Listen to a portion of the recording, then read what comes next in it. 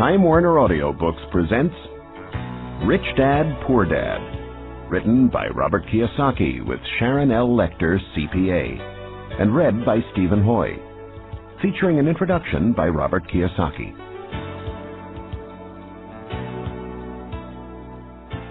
I had two fathers, a rich one and a poor one. One was highly educated and intelligent. He had a PhD and completed 4 years of undergraduate work in less than 2 years. The other father never finished the 8th grade. Both men were successful in their careers, working hard all their lives. Both earned substantial incomes, yet one struggled financially all his life. The other would become one of the richest men in Hawaii. One died leaving tens of millions of dollars to his family, charities, and his church. The other left bills to be paid.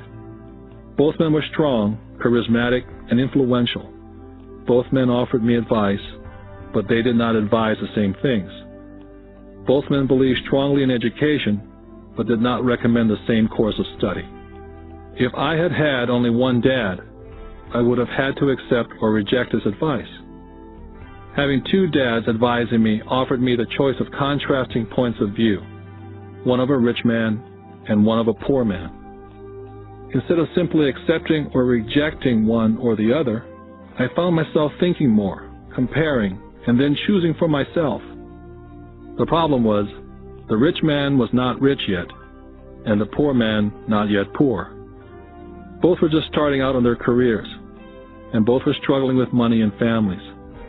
But they had very different points of view about the subject of money.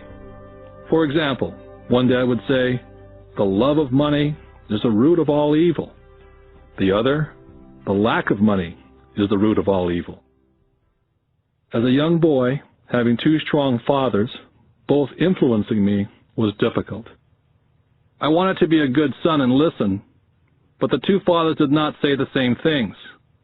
The contrast in their points of view, particularly where money was concerned, was so extreme that I grew curious and intrigued.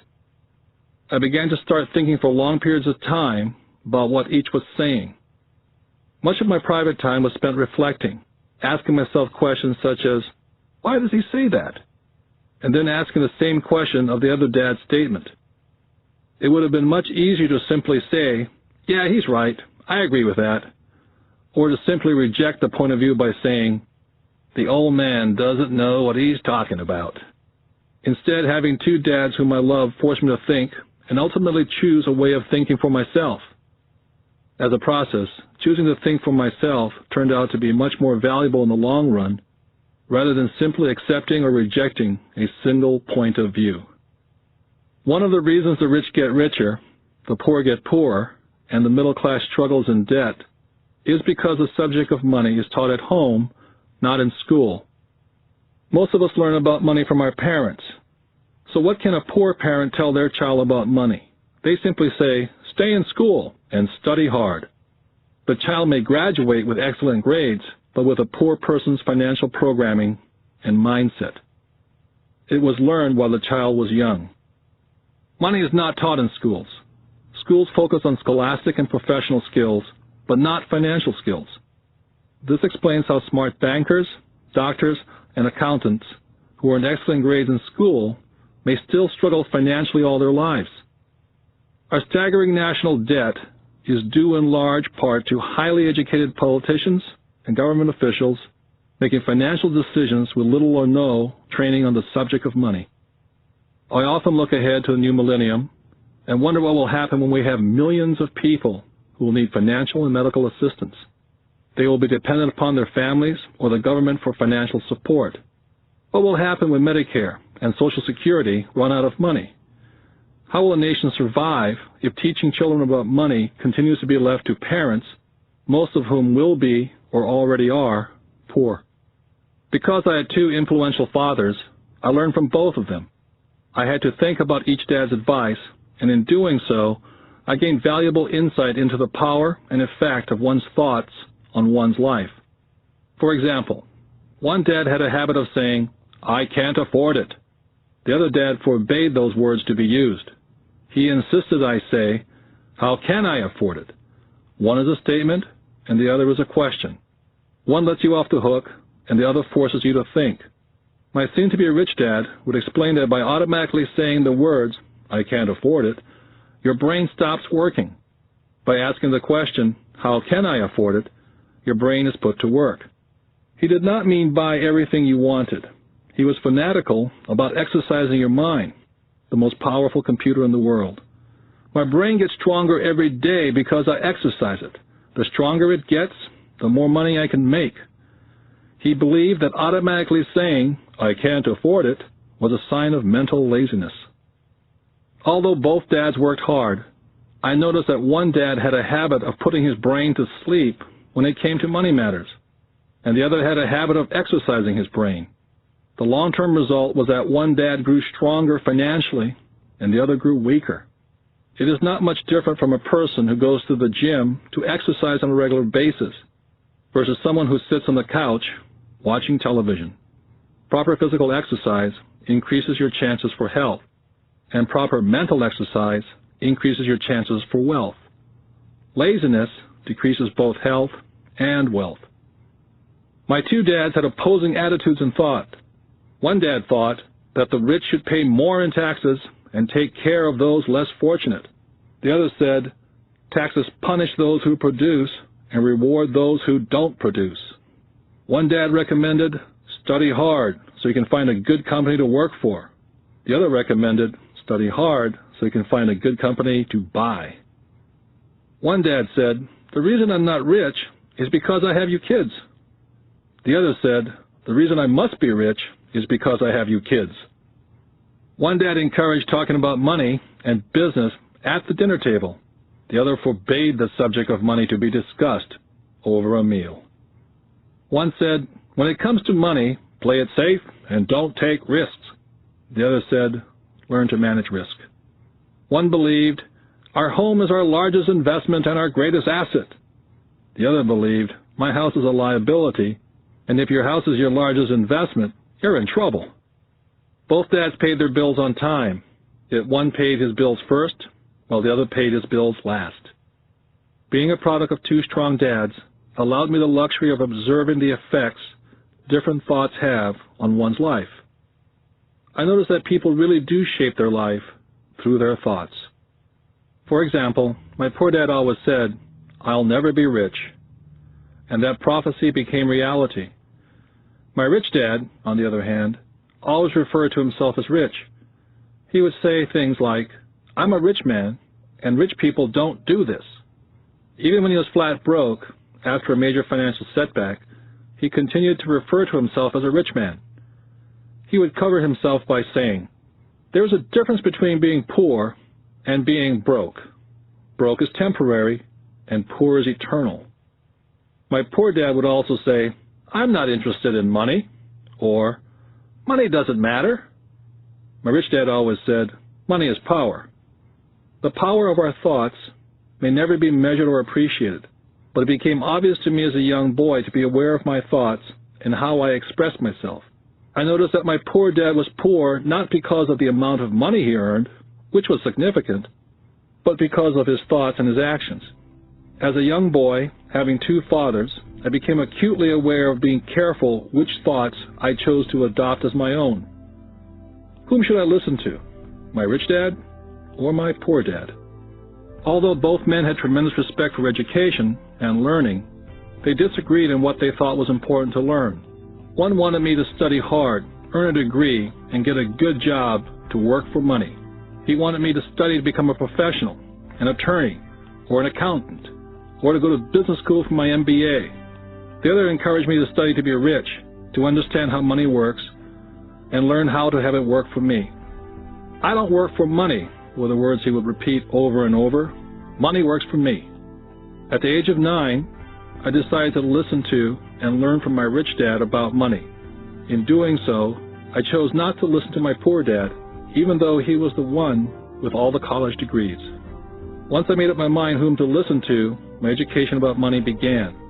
My rich dad taught me over a period of 30 years, until I was age 39. He stopped once he realized that I knew and fully understood what he had been trying to drum into my often thick skull. Money is one form of power, but what is more powerful is financial education. Money comes and goes. But if you have the education about how money works, you gain power over it and can begin building wealth. The reason positive thinking alone does not work is because most people went to school and never learned how money works, so they spend their lives working for money. Because I was only 9 years old when I started, the lessons my rich dad taught me were simple. And when it was all said and done, there are only 6 main lessons repeated over 30 years. This book is about those 6 lessons, put as simply as possible as my rich dad put forth those lessons to me. The lessons are not meant to be answers, but guideposts. Guideposts that will assist you and your children to grow wealthier, no matter what happens in a world of increasing change and uncertainty. Dad, can you tell me how to get rich? My dad put down the evening paper. Why do you want to get rich, son? Because today Jimmy's mom drove up in their new Cadillac and they were going to their beach house for the weekend. He took 3 of his friends, but Mike and I weren't invited.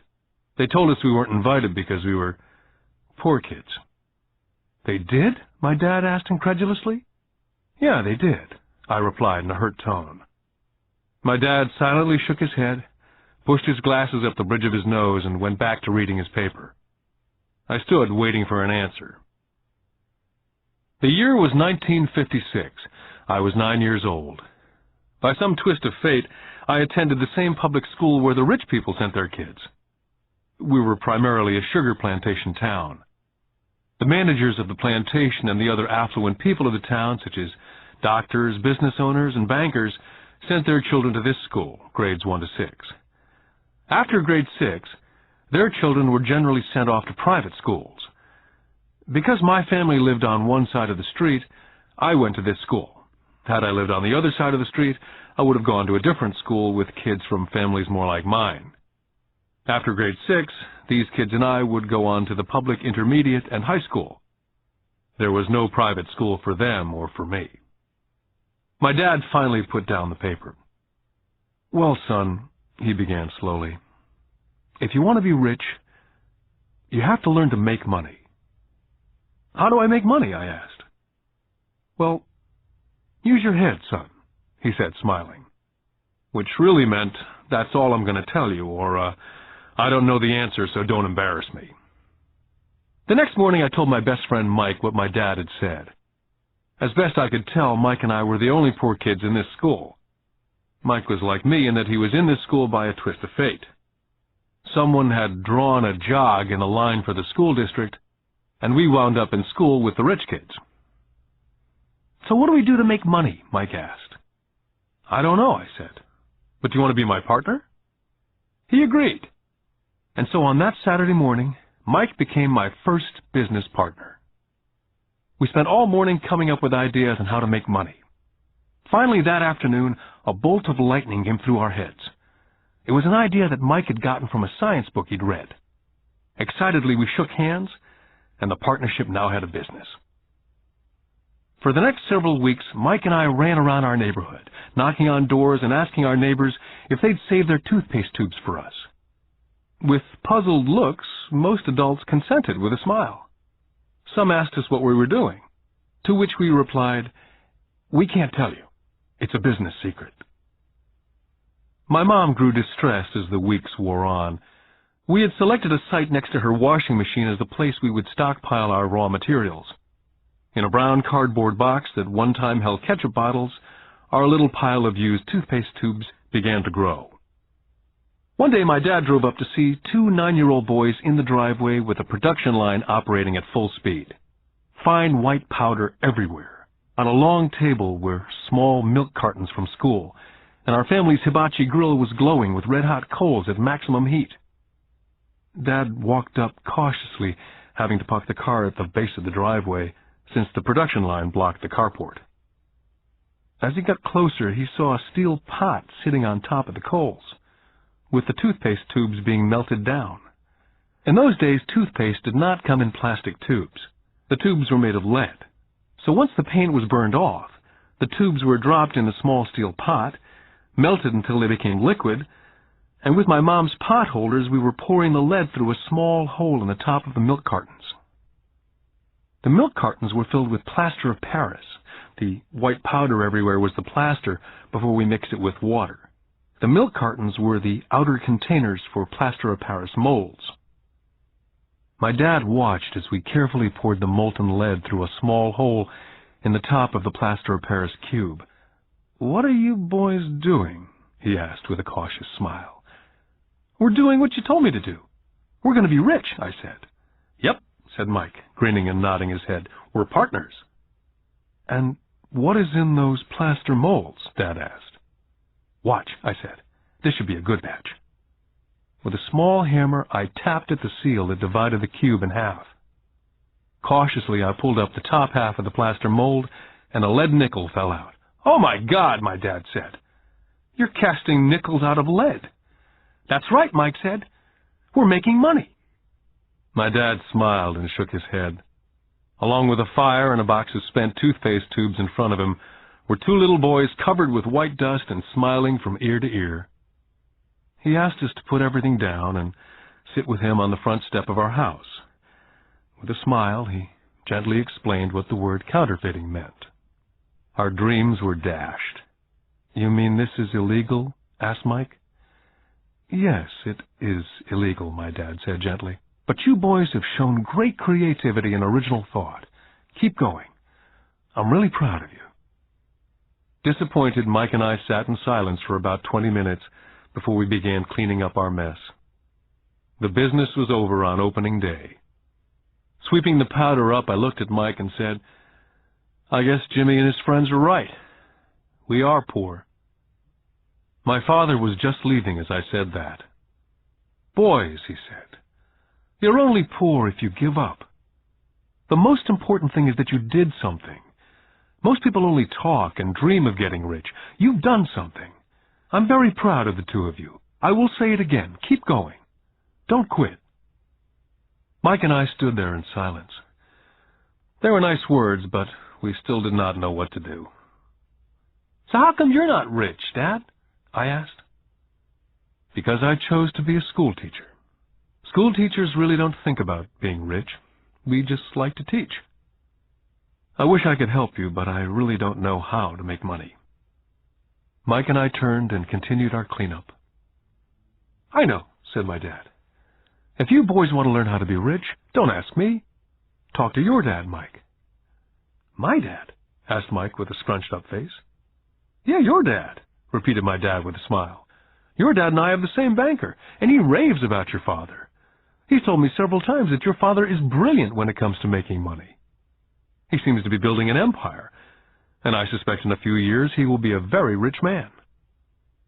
With that, Mike and I got excited again. With new vigor, we began cleaning up the mess caused by our now-defunct first business. As we were cleaning, we made plans on how and when to talk to Mike's dad.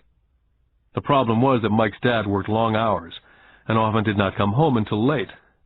His father owned warehouses, a construction company, a chain of stores, and 3 restaurants. It was the restaurants that kept him out late. Mike caught the bus home after we had finished cleaning up. He was going to talk to his dad when he got home that night and ask him if he would teach us how to become rich. Mike promised to call as soon as he talked to his dad, even if it was late. The phone rang at 8:30 p.m. Mike's dad had agreed to meet with Mike and me. At 7:30 Saturday morning, I caught the bus to the poor side of town. Michael and I met with his dad that morning at 8 o'clock. He was already busy and had been at work for more than an hour.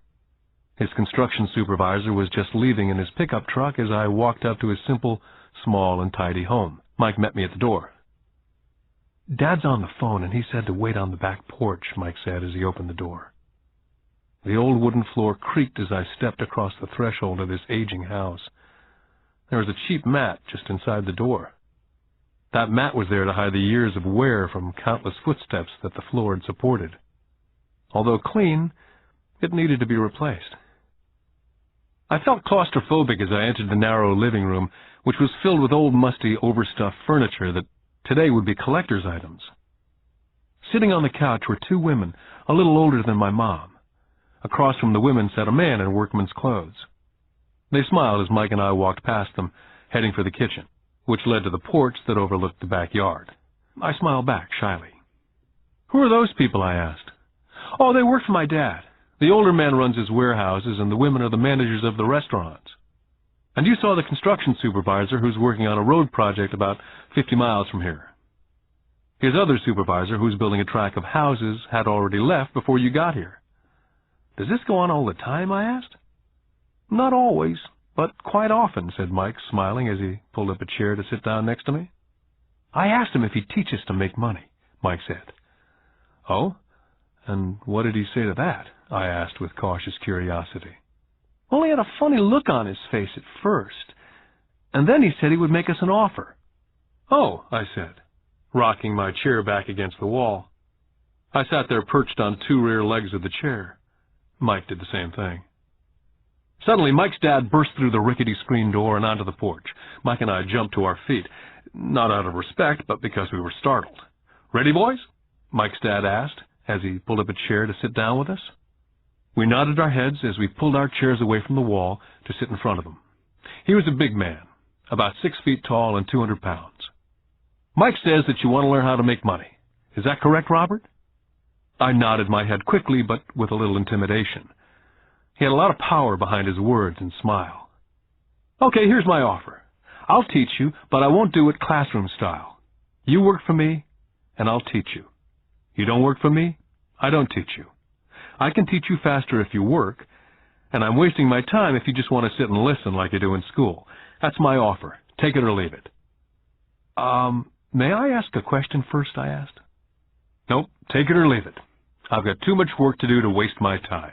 If you can't make up your mind decisively, then you'll never learn to make money anyway.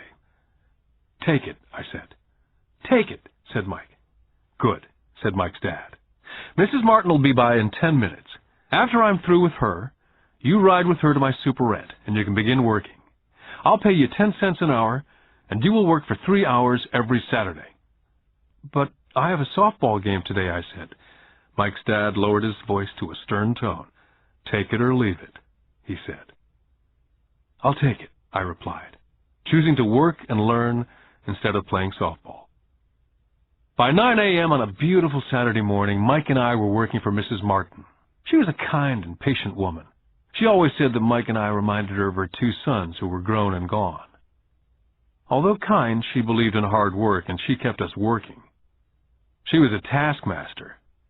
We spent 3 hours taking canned goods off the shelves, and with a feather duster, brushing each can to get the dust off, and then restacking them neatly. It was excruciatingly boring work.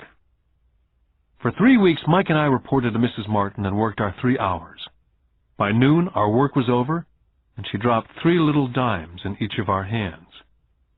Now, even at the age of 9 in the mid-50s, 30 cents was not too exciting. Comic books cost 10 cents back then, so I usually spent my money on comic books and went home. By Wednesday of the 4th week, I was ready to quit. I had agreed to work only because I wanted to learn to make money from Mike's dad. And now I was a slave for 10 cents an hour.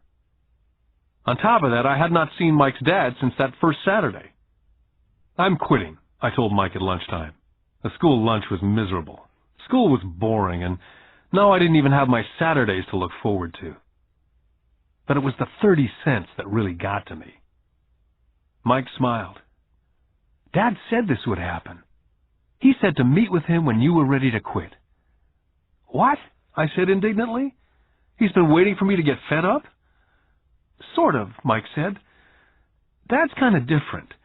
He teaches differently from your dad. Your mom and dad lecture a lot. My dad is quiet and a man of few words. You just wait till this Saturday. I'll tell him you're ready. You mean I've been set up? No, not really, but maybe. Dad will explain on Saturday. I was ready to face him, and I was prepared. Even my real dad was angry with him. My real dad, the one I call the poor one, thought that my rich dad was violating child labor laws and should be investigated. My educated dad told me to demand what I deserve, at least 25 cents an hour. My poor dad told me that if I didn't get a raise, I was to quit immediately. At 8 o'clock Saturday morning, I was going through the same rickety door of Mike's house. Take a seat and wait in line, Mike's dad said as I entered. He turned and disappeared into his little office next to a bedroom. I looked around the room and didn't see Mike anywhere. Feeling awkward, I cautiously sat down next to the same two women who were there 4 weeks earlier. They smiled and slid across the couch to make room for me. 45 minutes went by, and I was steaming. The two women had met with him and left 30 minutes earlier. An older gentleman was in there for 20 minutes and was also gone. The house was empty, and I sat out in his musty, dark living room on a beautiful, sunny Hawaiian day, waiting to talk to a cheapskate who exploited children. I could hear him rustling around in the office, talking on the phone and ignoring me. I was now ready to walk out, but for some reason I stayed. Finally, 15 minutes later, at exactly 9 o'clock, Rich Dad walked out of his office, said nothing, and signaled with his hand for me to enter his dingy office. "I understand you want a raise or you're going to quit," Rich Dad said as he swiveled in his office chair. "Well, you're not keeping your end of the bargain," I blurted out, nearly in tears. It was really frightening for a 9-year-old boy to confront a grown-up. "You said that you'd teach me if I worked for you." "Well, I've worked for you. I've worked hard. I've given up my baseball games to work for you, and you don't keep your word. You haven't taught me anything. You're a crook like everyone in town thinks you are. You're greedy. You want all the money and don't take care of your employees. You make me wait and don't show me any respect. I'm only a little boy, and I deserve to be treated better." Rich Dad rocked back in his swivel chair, hands up to his chin, somewhat staring at me. "Not bad," he said. "In less than a month you sound like most of my employees." "What?" I asked. Not understanding what he was saying, I continued with my grievance. "I thought you were going to keep up your end of the bargain and teach me. Instead, you want to torture me. That's cruel. That's really cruel." "I am teaching you," Rich Dad said quietly. "What have you taught me?" "Nothing," I said angrily. "You haven't even talked to me once since I agreed to work for peanuts. 10 cents an hour, huh? I should notify the government about you. We have child labor laws, you know. My dad works for the government, you know." "Wow," said Rich Dad. "Now you sound like most of the people who used to work for me. People I've either fired or they've quit." "So what do you have to say?" I demanded, feeling pretty brave for a little kid. "How do you know that I've not taught you anything?" asked Rich Dad calmly. "Well, you've never talked to me. I've worked for 3 weeks, and you've not taught me anything," I said with a pout. "Does teaching mean talking or a lecture?" Rich Dad asked. "Well, yes," I replied. "That's how they teach you in school," he said, smiling. "But that is not how life teaches you. And I would say that life is the best teacher of all. Most of the time, life does not talk to you, just sort of pushes you around. Each push is life saying, 'Wake up. There's something I want you to learn.'" I had no idea what he was talking about. Life pushes all of us around. Some give up, others fight. A few learn the lesson and move on. They welcome life pushing them around. To these few people, it means they need and want to learn something. They learn and move on. Most quit, and a few like you fight. Rich Dad stood and shut the creaky old wooden window that needed repair. "If you learn this lesson, you will grow into a wise, wealthy, and happy young man. If you don't, you will spend your life blaming a job, low pay, or your boss for your problems. You'll live life hoping for that big break that'll solve all your money problems." Rich Dad looked over to me to see if I was still listening. His eyes met mine. We stared at each other, streams of communication going between us through our eyes. Finally, I pulled away once I had absorbed his last message. I knew he was right. I was blaming him, and I did ask to learn. I was fighting. Rich Dad continued, "Or if you're the kind of person who has no guts, you just give up every time life pushes you. If you're that kind of person, you'll live all your life playing it safe, doing the right things, saving yourself for some event that never happens. Then you die a boring old man. You'll have lots of friends who'll really like you because you were such a nice, hard-working guy.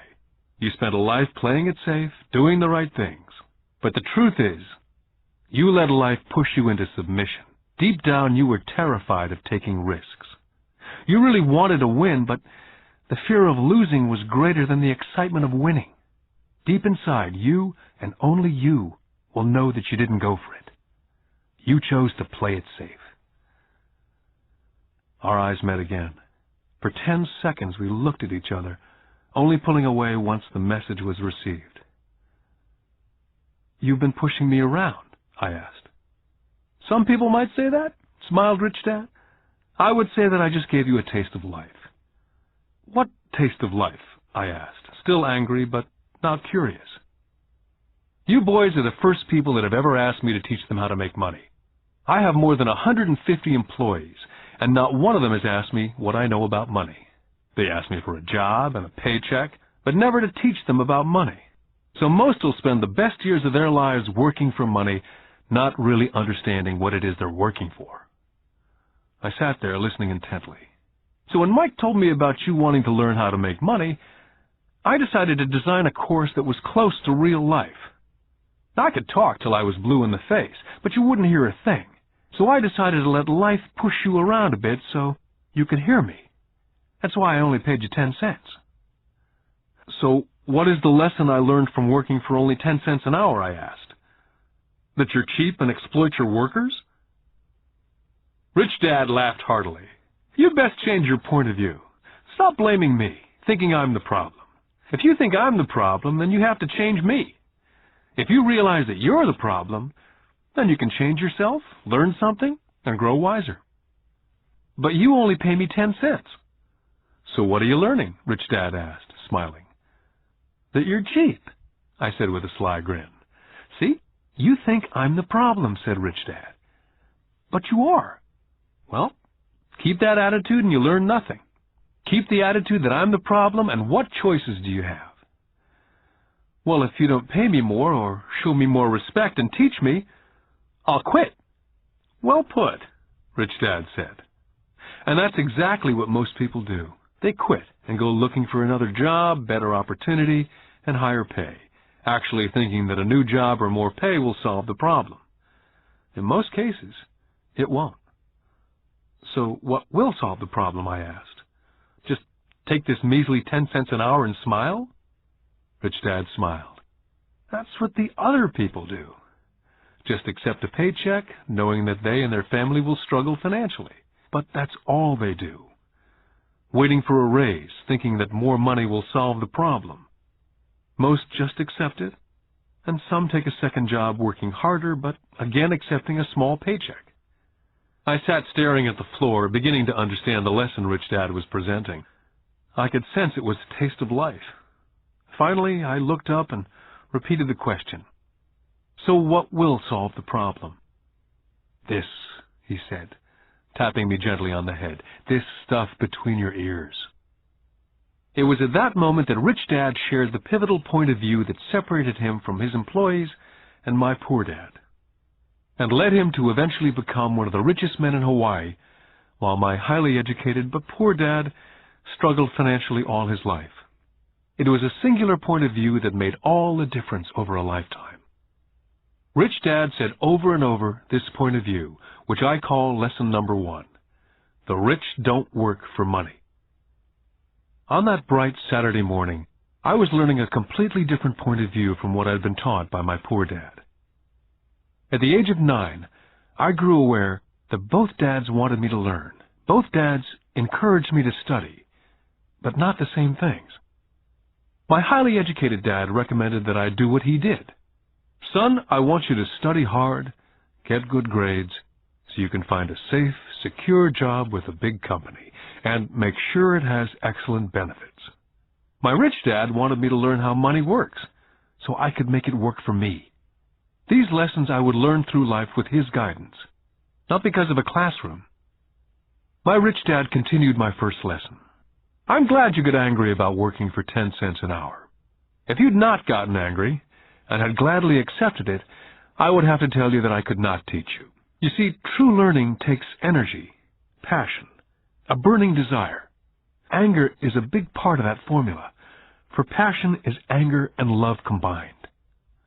When it comes to money, most people want to play it safe and feel secure, so passion does not direct them, fear does."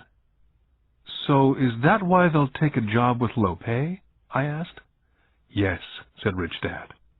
"Some people say I exploit people because they don't pay as much as the sugar plantation or the government. I say people exploit themselves. It's their fear, not mine. But don't you feel you should pay them more? I asked. I don't have to. And besides, more money will not solve the problem. Just look at your dad. He makes a lot of money and he still can't pay his bills. Most people, given more money, only get into more debt. So that's why the 10 cents an hour, I said, smiling. It's a part of the lesson. That's right, smiled Rich Dad. You see, your dad went to school and got an excellent education so he could get a high-paying job, which he did. But he still has money problems because he never learned anything about money at school. On top of that, he believes in working for money. And you don't, I asked? No, not really, said Rich Dad. If you want to learn to work for money, then stay in school. That's a great place to learn to do that. But if you want to learn how to have money work for you, then I will teach you that. But only if you want to learn. Wouldn't everyone want to learn that, I asked? No, said Rich Dad, simply because it's easier to learn to work for money, especially if fear is your primary emotion when the subject of money is discussed. I don't understand, I said with a frown. Oh, don't worry about that for now. Just know that it's fear that keeps most people working at a job. The fear of not paying their bills, the fear of being fired, the fear of not having enough money, the fear of starting over. That's the price of studying to learn a profession or trade and then working for money. Most people become a slave to money and then get angry at their boss. Learning to have money work for you is a completely different course of study, I asked. Absolutely, Rich Dad answered. Absolutely. We sat in silence. My friends would have been just starting their Little League baseball game. But for some reason I was now thankful I'd decided to work for 10 cents an hour. I sensed that I was about to learn something my friends would not learn in school. Ready to learn? Asked Rich Dad. Absolutely, I said with a grin. I've kept my promise. I've been teaching you from afar, my Rich Dad said. At 9 years old, you've gotten a taste of what it feels like to work for money. Just multiply your last month by 50 years, and you'll have an idea of what most people spend their life doing. I don't understand, I said. How did you feel waiting in line to see me? Once to get hired and once to ask for more money. Terrible, I said. If you choose to work for money, that is what life is like for many people, said Rich Dad. And how did you feel when Mrs. Martin dropped 3 dimes in your hand for 3 hours' work? I felt like it wasn't enough. It seemed like nothing. I was disappointed, I said. And that is how most employees feel when they look at their paychecks, especially after all the tax and other deductions are taken out. At least you got 100%. You mean most workers don't get paid everything? I asked with amazement. Heavens, no, said Rich Dad. The government always takes its share first. How do they do that? I asked. Taxes, said Rich Dad. You're taxed when you earn, you're taxed when you spend, you're taxed when you save, you're taxed when you die. Why do people let the government do that to them? The rich don't, said Rich Dad with a smile. The poor and the middle class do. I'll bet you that I earn more than your dad, yet he pays more in taxes. How can that be? I asked. As a 9-year-old boy, that made no sense to me. Why would someone let the government do that to them? Rich Dad sat there in silence. I guess he wanted me to listen instead of jabber away at the mouth. Finally, I calmed down. I did not like what I had heard. I knew my dad complained constantly about paying so much in taxes, but really did nothing about it. Was that life pushing him around? Rich Dad rocked slowly and silently in his chair, just looking at me. Ready to learn? He asked. I nodded my head slowly. Learning how to have money work for you is a lifetime study. Most people go to college for 4 years and their education ends. I already know that my study of money will continue over a lifetime simply because the more I find out, the more I need to know. Most people never study the subject. They go to work, get their paycheck, balance their checkbooks, and that's it. On top of that, they wonder why they have money problems.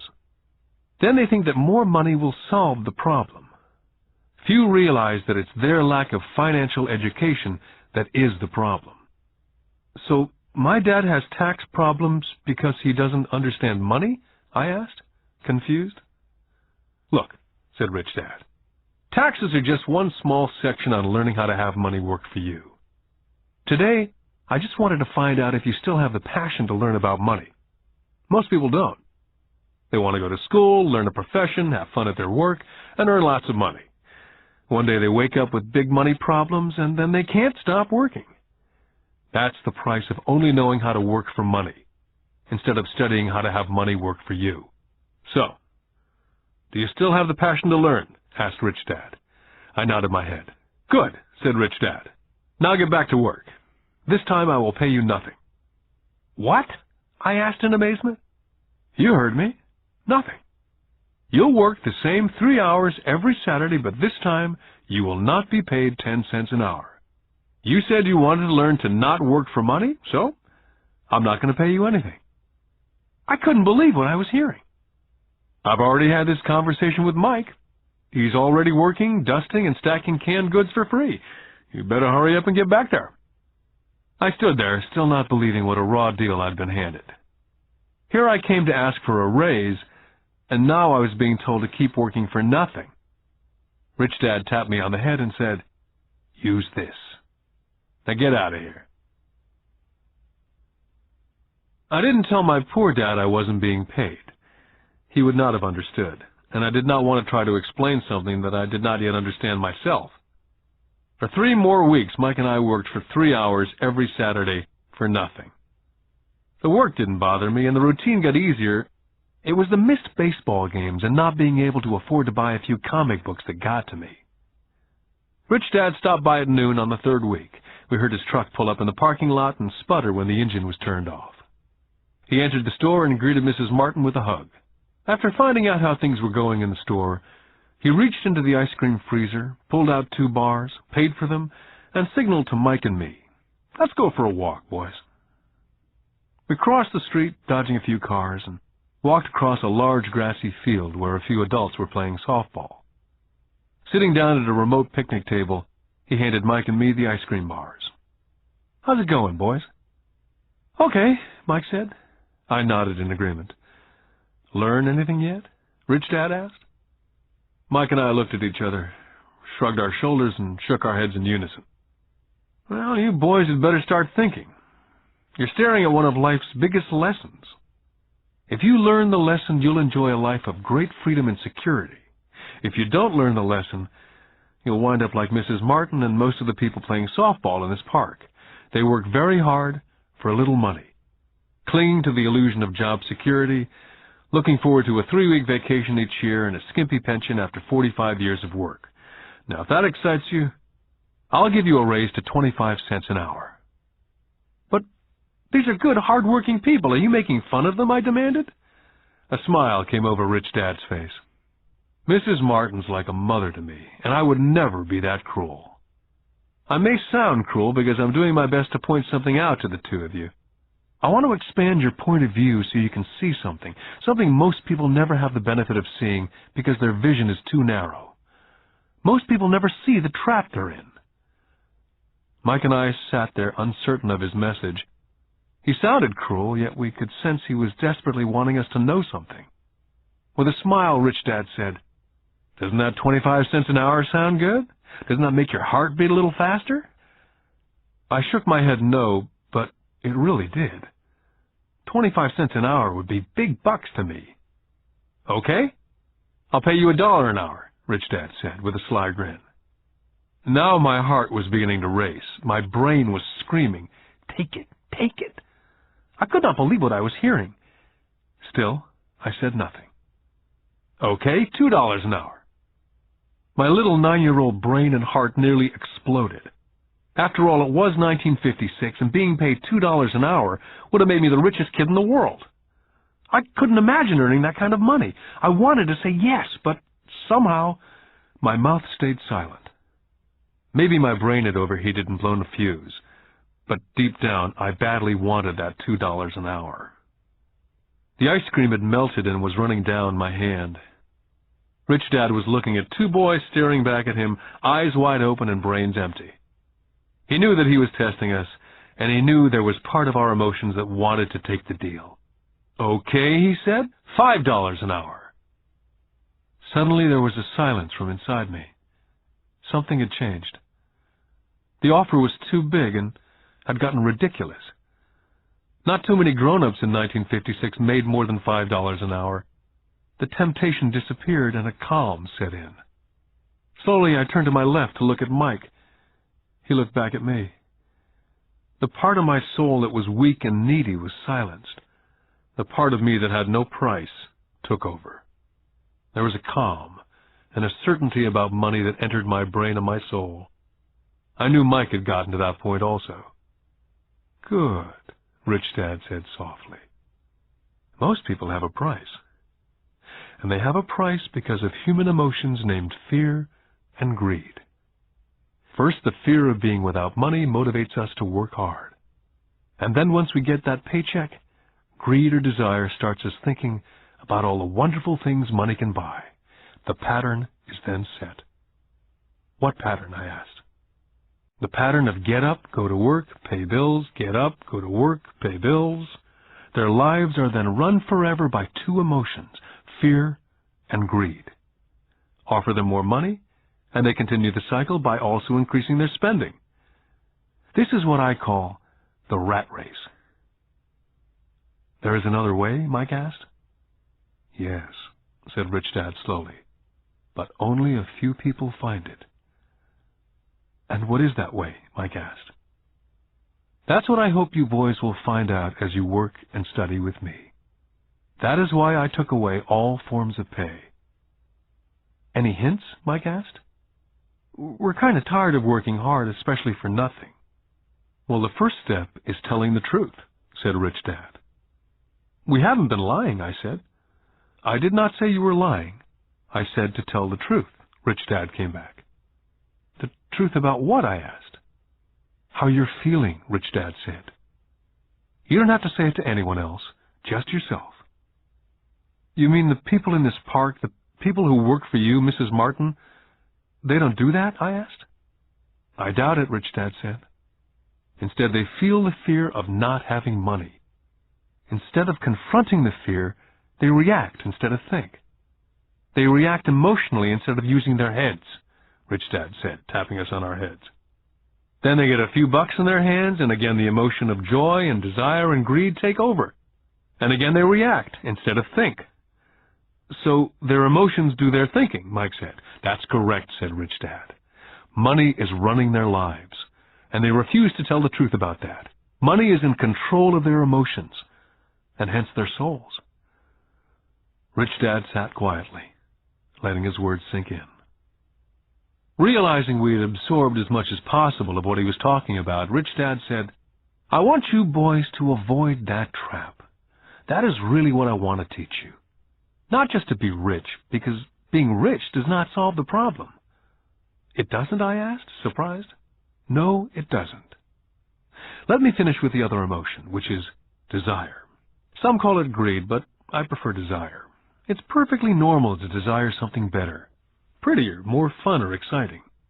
So people also work for money because of desire. They desire money for the joy they think it can buy. But the joy that money brings is often short-lived, and they soon need more money for more joy, more pleasure, more comfort, more security. So they keep working, thinking money will soothe their souls that are troubled by fear and desire. But money cannot do that. Even for rich people?" Mike asked. "Rich people included," said Rich Dad. "In fact, the reason many rich people are rich is not because of desire, but because of fear. They actually think that money can eliminate that fear of not having money, of being poor. So they amass tons of it only to find out that the fear gets worse. They now fear losing it. I have friends who keep on working even though they have plenty. I know people who have millions who are more afraid now than when they were poor. They're terrified of losing all their money. I want to teach you to master the power of money, not be afraid of it. And they don't teach that in school. If you don't learn it, you can become a slave to money." It was finally making sense. He did want us to widen our views, to see what Mrs. Martin could not see, his employees could not see, or my dad for that matter. He used examples that sounded cruel at the time, but I've never forgotten them. My vision widened that day, and I could begin to see the trap that lay ahead for most people. You see, we're all employees, ultimately. We just work at different levels, said Rich Dad. I just want you boys to have a chance to avoid the trap. The trap caused by those two emotions, fear and desire. Use them in your favor, not against you. That's what I want to teach you. I'm not interested in just teaching you to make a pile of money. That won't handle the fear or desire. If you don't first handle fear and desire and you get rich, you'll only be a high-paid slave. So how do we avoid the trap, I asked. The main cause of poverty or financial struggle is fear and ignorance, not the economy or the government or the rich. It's self-inflicted fear and ignorance that keeps people trapped. So you boys go to school and get your college degrees. I'll teach you how to stay out of the trap. The pieces of the puzzle were appearing. My highly educated dad had a great education and a great career, but school never told him how to handle money or his fears. It became clear that I could learn different and important things from two fathers. So you've been talking about the fear of not having money. How does the desire of money affect our thinking? Mike asked. How did you feel when I tempted you with a pay raise? Did you notice your desires rising? We nodded our heads. By not giving into your emotions, you were able to delay your reactions and think. That's most important. We will always have emotions of fear and greed. From here on in, it's most important for you to use those emotions to your advantage and for the long term, and not simply let your emotions run you by controlling your thinking. Most people use fear and greed against themselves. That's the start of ignorance. Most people live their lives chasing paychecks, pay raises, and job security because of the emotions of desire and fear, not really questioning where those emotion-driven thoughts are leading them. It's just like the picture of a donkey dragging a cart with its owner dangling a carrot just in front of the donkey's nose. The donkey's owner may be going where he wants to go, but the donkey is chasing an illusion. Tomorrow there will only be another carrot for the donkey. You mean the moment I began to picture a new baseball glove, candy or toys that's like a carrot to a donkey, Mike asked? Yeah. And as you get older, your toys get more expensive. New car, boat, and a big house to impress your friends, said Rich Dad with a smile. Fear pushes you out the door, and desire calls to you, enticing you toward the rocks. That's the trap. So what's the answer? Mike asked. What intensifies fear and desire is ignorance. That's why rich people with lots of money often have more fear the richer they get. Money is the carrot, the illusion. Rich Dad went on to explain that a human's life is a struggle between ignorance and illumination. He explained that once a person stops searching for information and knowledge of oneself, ignorance sets in. That struggle is a moment-to-moment decision to learn to open or close one's mind. Look, school is very, very important. You go to school to learn a skill or a profession so as to be a contributing member of society. Every culture needs teachers, doctors, mechanics, artists, cooks, business people, police officers, firefighters, soldiers. Schools train them so our culture can thrive and flourish, said Rich Dad. Unfortunately for many people, school is the end, not the beginning. What does ignorance have to do with greed and fear, I asked. Because it's ignorance about money that causes so much greed and so much fear, said Rich Dad. Let me give you some examples. A doctor wanting more money to better provide for his family raises his fees. By raising his fees, it makes healthcare more expensive for everyone. Now it hurts the poor people the most, so poor people have worse health than those with money. Because the doctors raise their rates, the attorneys raise their rates. Because the attorneys' rates have gone up, school teachers want a raise, which raises our taxes, and on and on and on. Soon there will be such a horrifying gap between the rich and the poor that chaos will break out, and another great civilization will collapse. Great civilizations collapsed when the gap between the haves and the have-nots was too great. America is on the same course, proving once again that history repeats itself, because we do not learn from history. We only memorize historical dates and names, not the lesson. Aren't prices supposed to go up, I asked. Not in an educated society with a well-run government. Prices should actually come down. Of course, that's often only true in theory. Prices go up because of greed and fear caused by ignorance. If schools taught people about money, there would be more money and lower prices. But schools only focus on teaching people to work for money, not how to harness money's power. But don't we have business schools, Mike asked? Aren't you encouraging me to go to business school for my master's degree? Yes, said Rich Dad. But all too often business schools train employees who are sophisticated bean counters. Heaven forbid a bean counter takes over a business. All they do is look at the numbers, fire people, and kill the business. I know because I hire bean counters. All they think about is cutting costs and raising prices, which causes more problems. Bean counting is important. I wish more people knew it, but it too is not the whole picture, added Rich Dad angrily. So is there an answer? Asked Mike. Yes, said Rich Dad. Learn to use your emotions to think, not think with your emotions. When you boys mastered your emotions, first by agreeing to work for free, I knew there was hope. When you again resisted your emotions when I tempted you with more money, you were again learning to think in spite of being emotionally charged. That's the first step. Can you tell the difference between emotions thinking and the head thinking? Mike asked. Oh, yes, I hear it all the time, said Rich Dad. I hear things like, well, everyone has to work, or the rich are crooks, or I'll get another job, I deserve this raise. You can't push me around, or I like this job because it's secure. Instead of, is there something I'm missing here? Which breaks the emotional thought and gives you time to think clearly. I must admit it was a great lesson to be getting, to know when someone was speaking out of emotions or out of clear thought. It was a lesson that served me well for life, especially when I was the one speaking out of reaction and not from clear thought. As we headed back to the store, Rich Dad explained that the rich really did make money. They did not work for it. He went on to explain that when Mike and I were casting 5-cent pieces out of lead, thinking we were making money, we were very close to thinking the way rich people think. The problem was that it was illegal for us to do it. Rich Dad went on to explain that the rich know that money is an illusion, truly like the carrot for the donkey. It's only out of fear and greed that the illusion of money is held together by billions of people thinking that money is real. Money is really made up. It was only because of the illusion of confidence and the ignorance of the masses that the house of cards stood standing. In fact, he said, in many ways the donkey's carrot was more valuable than money. As he climbed into his pickup truck outside of his little convenience store, he said, "Keep working, boys. But the sooner you forget about needing a paycheck, the easier your adult life will be. Keep using your brain. Work for free. And soon your mind will show you ways of making money far beyond what I could ever pay you.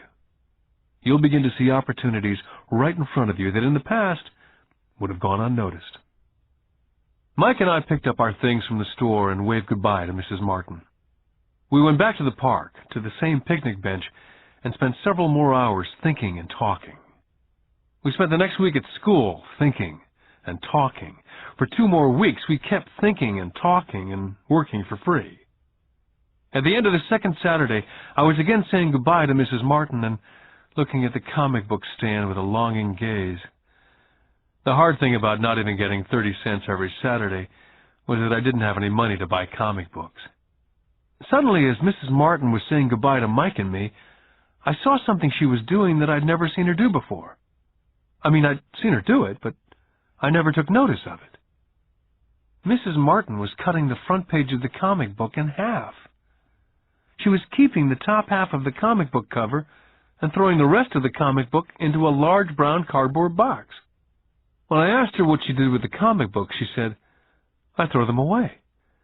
I give the top half of the cover back to the comic book distributor for credit when he brings in the new comics. He's coming in an hour." Mike and I waited for an hour. Soon the distributor arrived, and I asked him if we could have the comic books, to which he replied, "You can have them if you work for this store and do not resell them." Our partnership was revived. Mike's mom had a spare room in the basement that no one used. We cleaned it out and began piling hundreds of comic books in that room. Soon our comic book library was open to the public.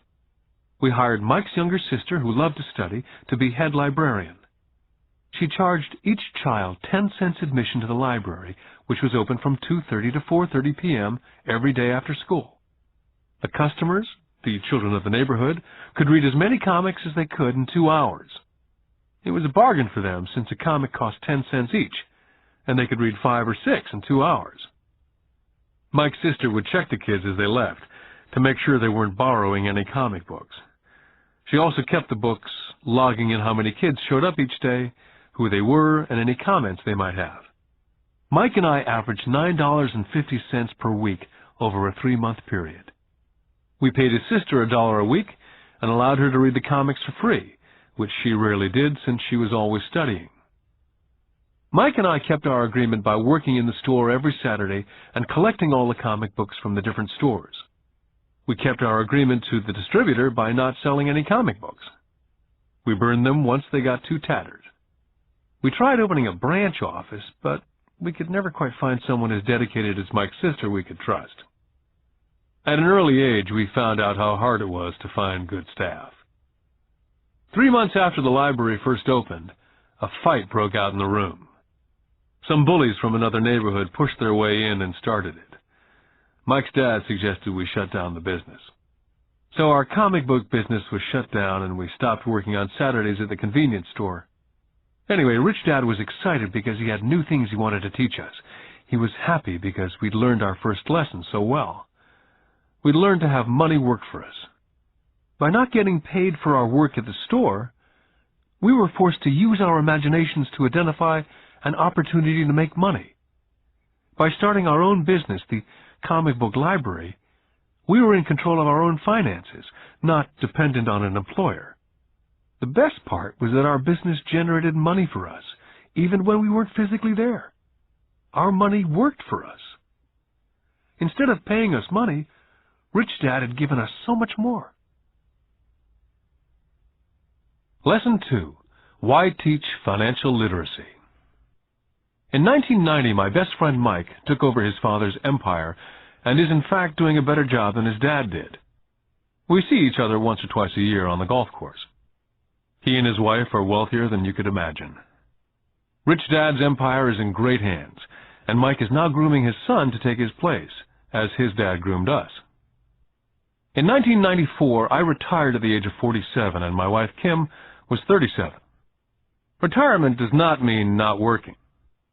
To my wife and me, it means that, barring unforeseen cataclysmic changes, we can work or not work, and our wealth grows automatically, staying way ahead of inflation. I guess it means freedom. The assets are large enough to grow by themselves. It's like planting a tree. You water it for years, and then one day it doesn't need you anymore. Its roots have gone down deep enough. Then the tree provides shade for your enjoyment. Mike chose to run the empire, and I chose to retire. Whenever I speak to groups of people, they often ask what I would recommend, or what could they do? How do they get started? Is there a good book I'd recommend? What is the secret to success?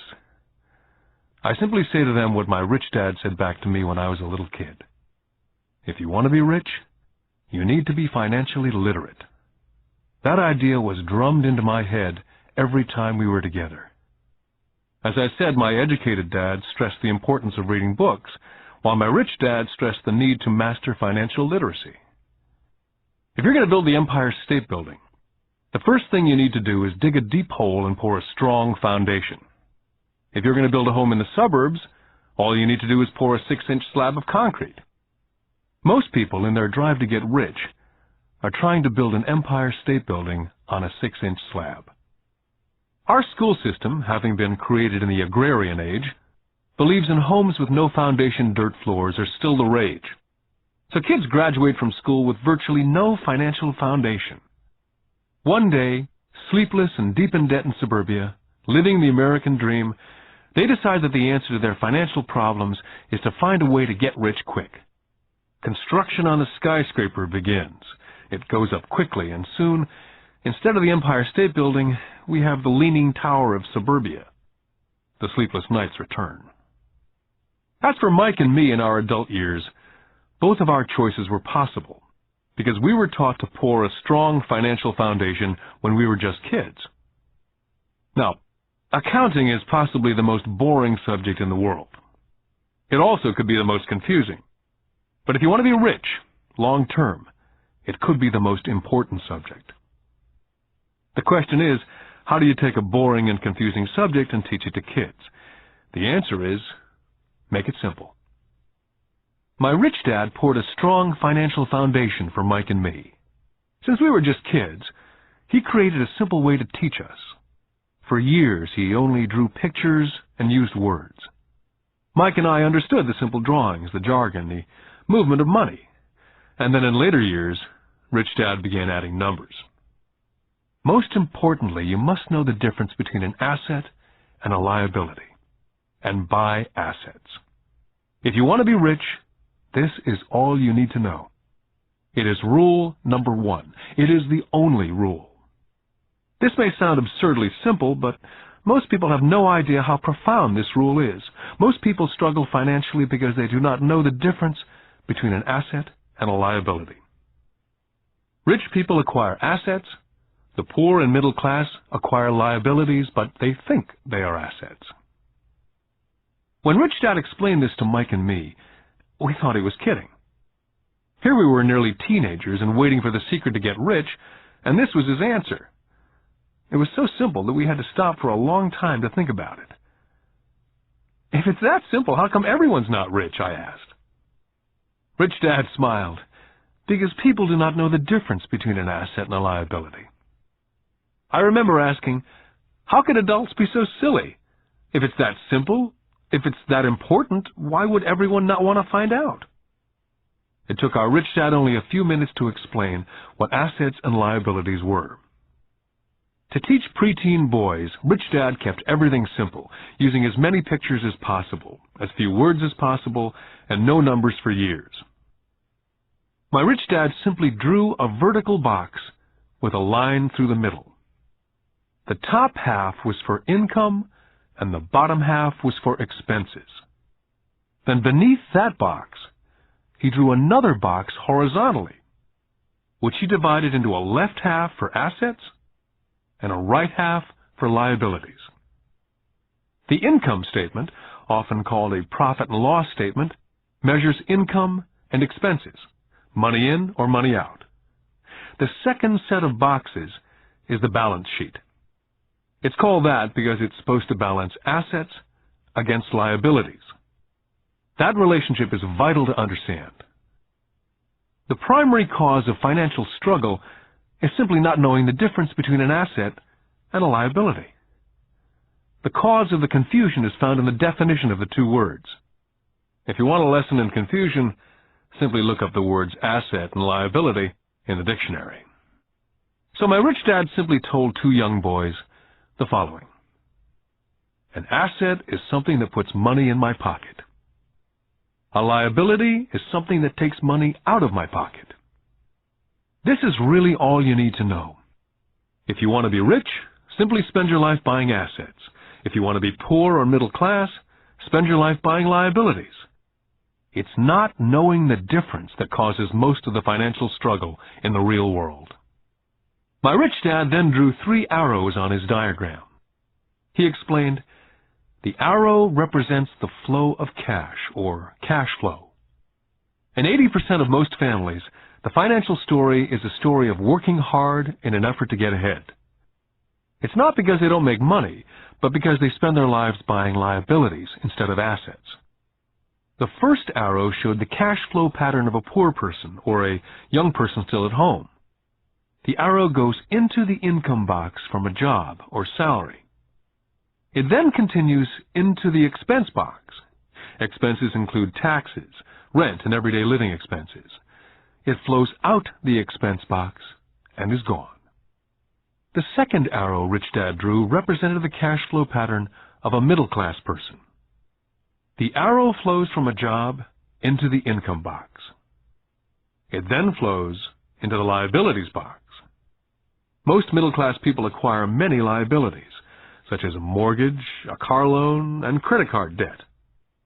From the liabilities box, it flows to the expense box, where the monthly payments are made for the liabilities as well as taxes and living expenses.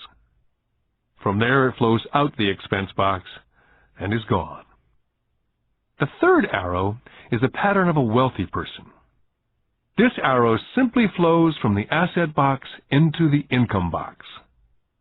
The cash flow is not generated by a job or salary, but by assets. Remember, assets are things that put money in your pocket. Additionally, the rich have few expenses and liabilities, or if they do, those liabilities are more than covered by their assets. Examples such as these are oversimplified. Everyone has living expenses, the need for food, shelter, and clothing. The diagrams Rich Dad drew show the flow of cash through a poor, middle class, or wealthy person's life. It's the cash flow that tells the story.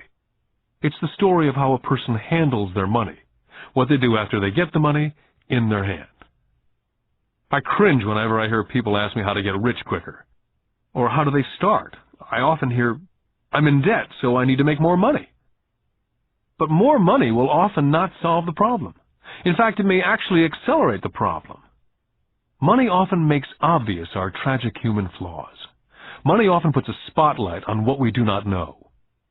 That's why, all too often, a person who comes into a sudden windfall of cash, let's say an inheritance, a pay raise, or lottery winnings, soon returns to the same financial mess, if not worse than the mess they were in before they received the money. Money only accentuates the cash flow pattern running in your head. If your pattern is to spend everything you get, most likely an increase in cash will just result in an increase in spending. Thus the saying, a fool and his money is one big party.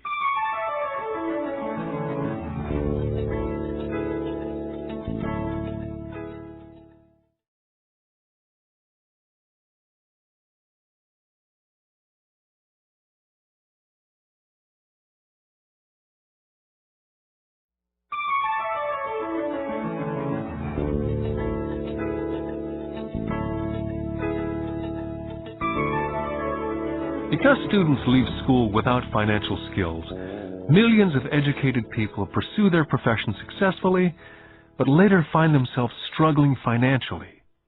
They work harder but don't get ahead. What's missing from their education is not how to make money, but how to spend money.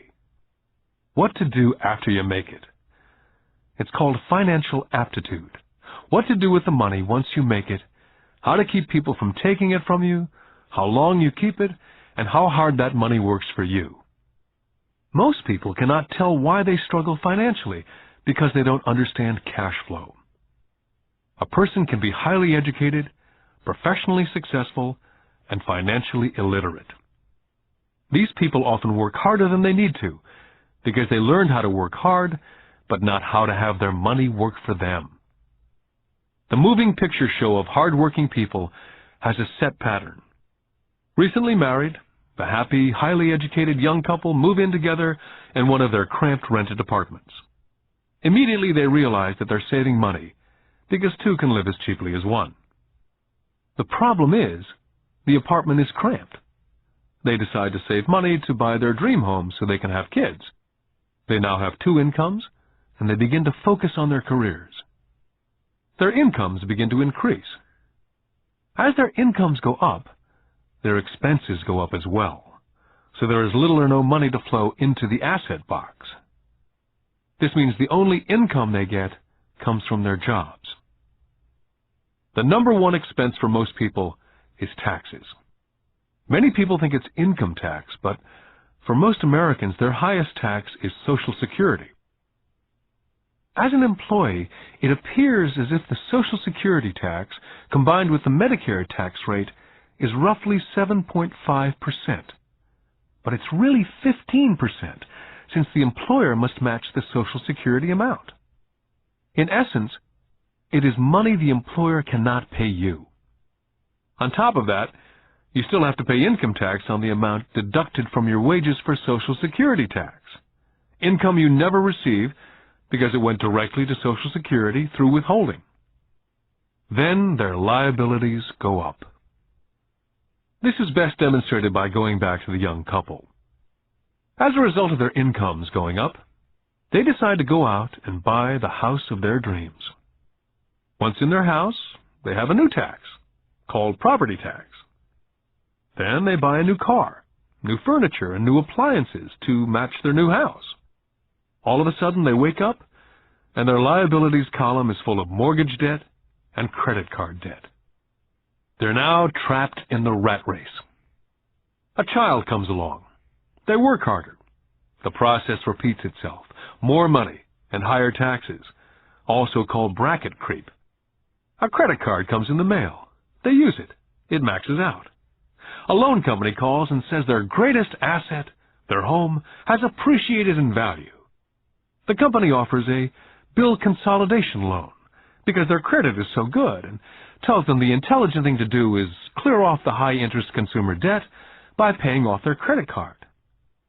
And besides, interest on their home is a tax deduction. They go for it and pay off those high-interest credit cards. They breathe a sigh of relief. Their credit cards are paid off. They've now folded their consumer debt into their home mortgage. Their payments go down because they extend their debt over 30 years. It is the smart thing to do.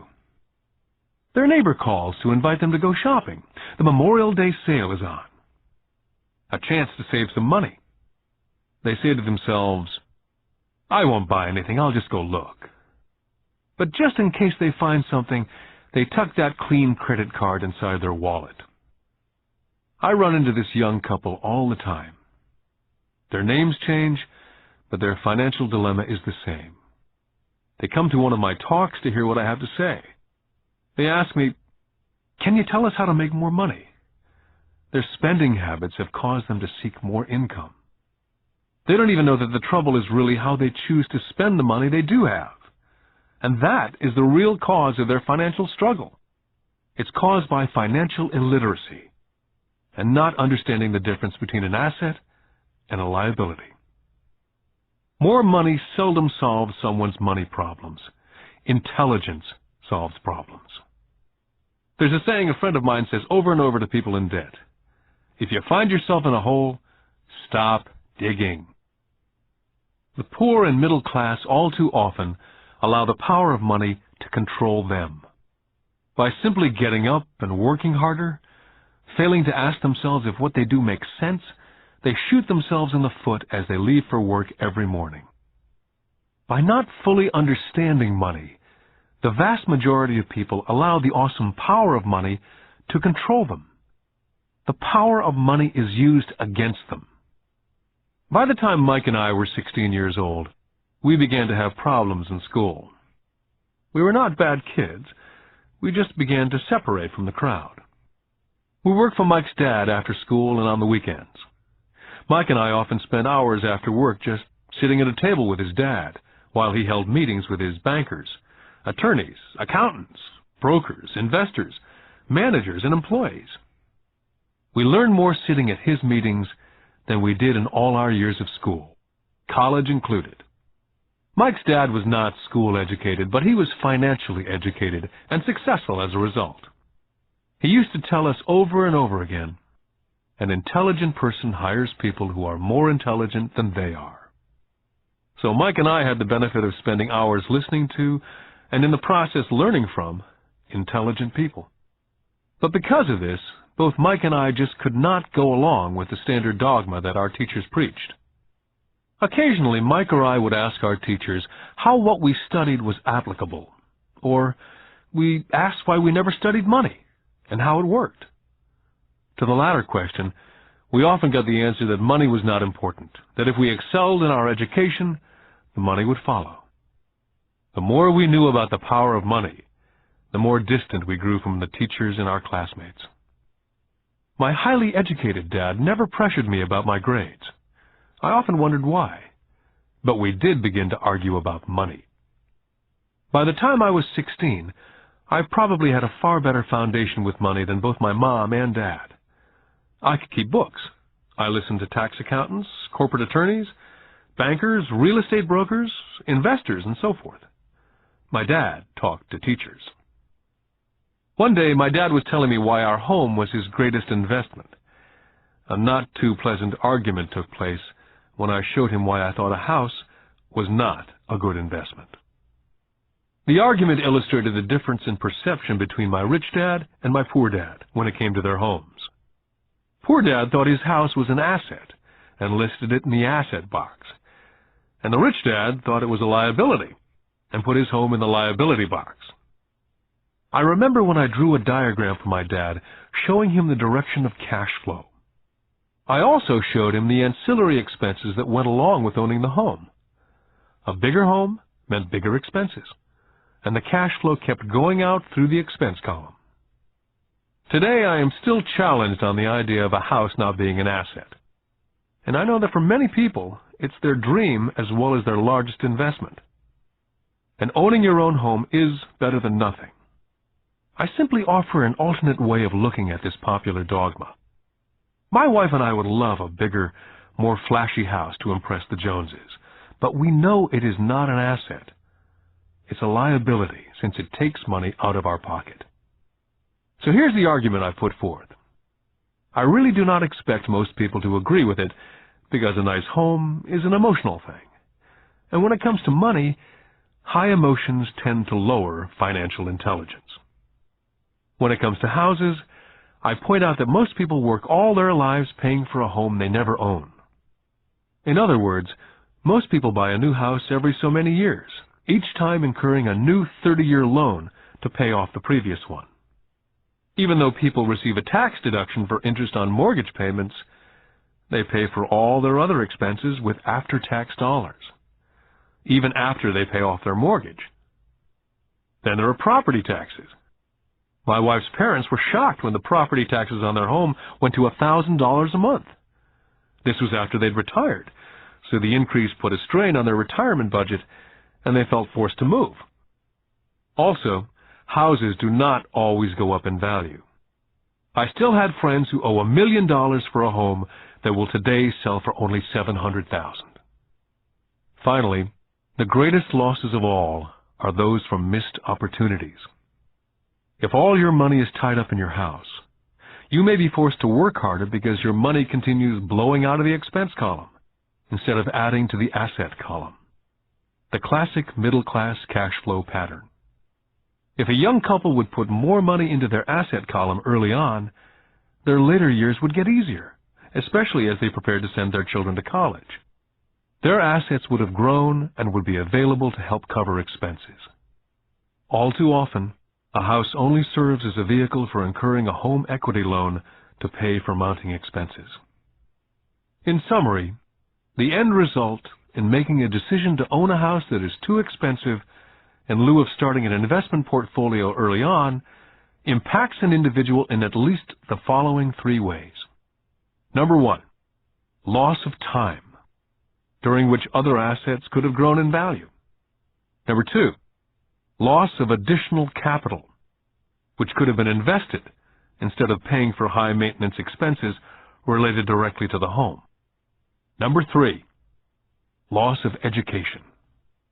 Too often people count their house, savings, and retirement plan as all they have in their asset column.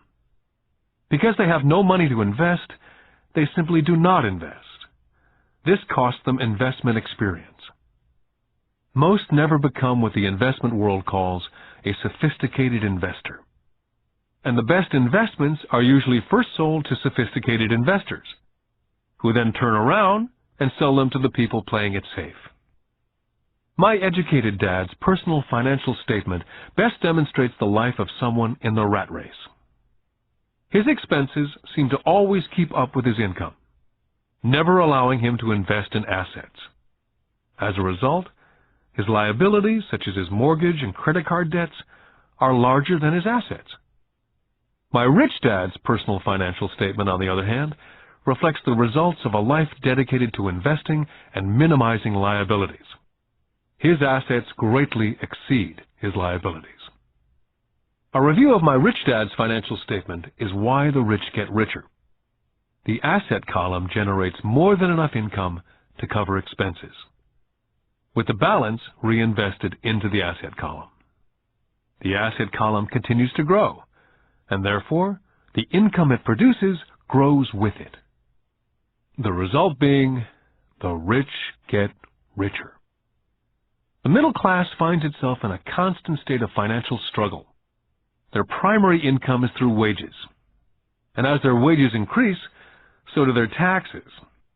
Their expenses tend to increase in equal increments as their wages increase, hence the phrase, the rat race. They treat their home as their primary asset instead of investing in income-producing assets. Remember, the most important rule is to know the difference between an asset and a liability. Once you understand the difference, concentrate your efforts on only buying income-generating assets. That's the best way to get started on a path to becoming rich. Keep doing that, and your asset column will grow. Focus on keeping liabilities and expenses down. This will make more money available to continue pouring into the asset column. This pattern of treating your home as an investment, and the philosophy that a pay raise means you can buy a larger home or spend more, is the foundation of today's debt-ridden society. This process of increased spending throws families into greater debt and into more financial uncertainty, even though they may be advancing in their jobs and receiving pay raises on a regular basis. This is high-risk living caused by weak financial education. As an employee who's also a homeowner, your working efforts are generally as follows. You work for someone else. Most people, working for a paycheck, are making the owner or the shareholders richer. Your efforts and success will help provide for the owner's success and retirement. Next, you work for the government. The government takes its share from your paycheck before you even see it. By working harder, you simply increase the amount of taxes taken by the government. Most people work from January to May just for the government. And finally, you work for the bank. After taxes, your next largest expense is usually your mortgage and credit card debt. The problem with simply working harder is that each of these three levels takes a greater share of your increased efforts. You need to learn how to have your increased efforts benefit you and your family directly. Once you've decided to concentrate on minding your own business, how do you set your goals? For most people, they must keep their profession and rely on their wages to fund their acquisition of assets. As their assets grow, how do they measure the extent of their success? When does someone realize that they are rich, that they have wealth? As well as having my own definitions for assets and liabilities, I also have my own definition for wealth. Actually, I borrowed it from a man named Buckminster Fuller. Some people call him a quack, and others call him a living genius. Years ago, he got all the architects buzzing because he applied for a patent in 1961 for something called a geodesic dome. But in the application, Fuller also said something about wealth. It was pretty confusing at first, but after reading it for a while, it began to make some sense. Wealth is a person's ability to survive so many number of days forward. Or, if I stopped working today, how long could I survive? Unlike net worth, the difference between your assets and liabilities, which is often filled with a person's expensive junk and opinions of what things are worth, this definition creates the possibility for developing a truly accurate measurement. I could now measure and really know where I was in terms of my goal to become financially independent. Although net worth often includes these non-cash producing assets like stuff you bought that now sits in your garage, wealth measures how much money your money is making, and therefore your financial survivability. Wealth is the measure of the cash flow from the asset column compared with the expense column. Let's use an example. Let's say I have a cash flow from my asset column of $1,000 a month, and I have monthly expenses of $2,000. What's my wealth? Let's go back to Buckminster Fuller's definition. Using his definition, how many days forward can I survive? And let's assume a 30-day month. By that definition, I have enough cash flow for half a month. When I have achieved $2,000 a month cash flow from my assets, then I will be wealthy. I now have income generated from assets each month that fully covers my monthly expenses. If I want to increase my expenses, I first must increase my cash flow from assets to maintain this level of wealth. Take notice that it's at this point that I am no longer dependent on my wages. I have focused on and been successful in building an asset column that's made me financially independent. If I quit my job today, I would be able to cover my monthly expenses with the cash flow from my assets. My next goal would be to have the excess cash flow from my assets reinvested into the asset column. The more money that goes into my asset column, the more my asset column grows. The more my assets grow, the more my cash flow grows. And as long as I keep my expenses less than the cash flow from these assets, I will grow richer, with more and more income from sources other than my physical labor. As this reinvestment continues, I am well on my way to being rich. The actual definition of rich is in the eye of the beholder. You can never be too rich. Just remember this simple observation. The rich buy assets, the poor only have expenses. The middle class buys liabilities they think are assets. So how do I start minding my own business? What's the answer? Listen to the founder of McDonald's. Lesson 3. Mind your own business. In 1974, Ray Kroc, the founder of McDonald's, was asked to speak at the MBA class at the University of Texas at Austin. A dear friend of mine, Keith Cunningham, was a student in that MBA class. After a powerful and inspiring talk, the class adjourned, and the students asked Ray if he would join them at their favorite hangout to have a few beers. Ray graciously accepted. "What business am I in?" Ray asked, once the group had all their beers in hand. Everyone laughed, said Keith. Most of the MBA students thought Ray was just fooling around. No one answered, so Ray asked the question again. "What business do you think I'm in?" The students laughed again. And finally, one brave soul yelled out, "Ray, who in the world does not know that you're in the hamburger business?" Ray chuckled. "That's what I thought you'd say." He paused, and then quickly said, "Ladies and gentlemen, I'm not in the hamburger business. My business is real estate." McDonald's today is the largest single owner of real estate in the world, owning even more than the Catholic Church. Today, McDonald's owns some of the most valuable intersections and street corners in America, as well as in other parts of the world. Keith said it was one of the most important lessons in his life. Today, Keith owns car washes, but his business is the real estate under those car washes. The previous chapter ended with a statement illustrating that most people work for everyone but themselves. They work first for the owners of the company, then for the government through taxes, and finally for the bank that owns their mortgage. As a young boy, we did not have a McDonald's nearby.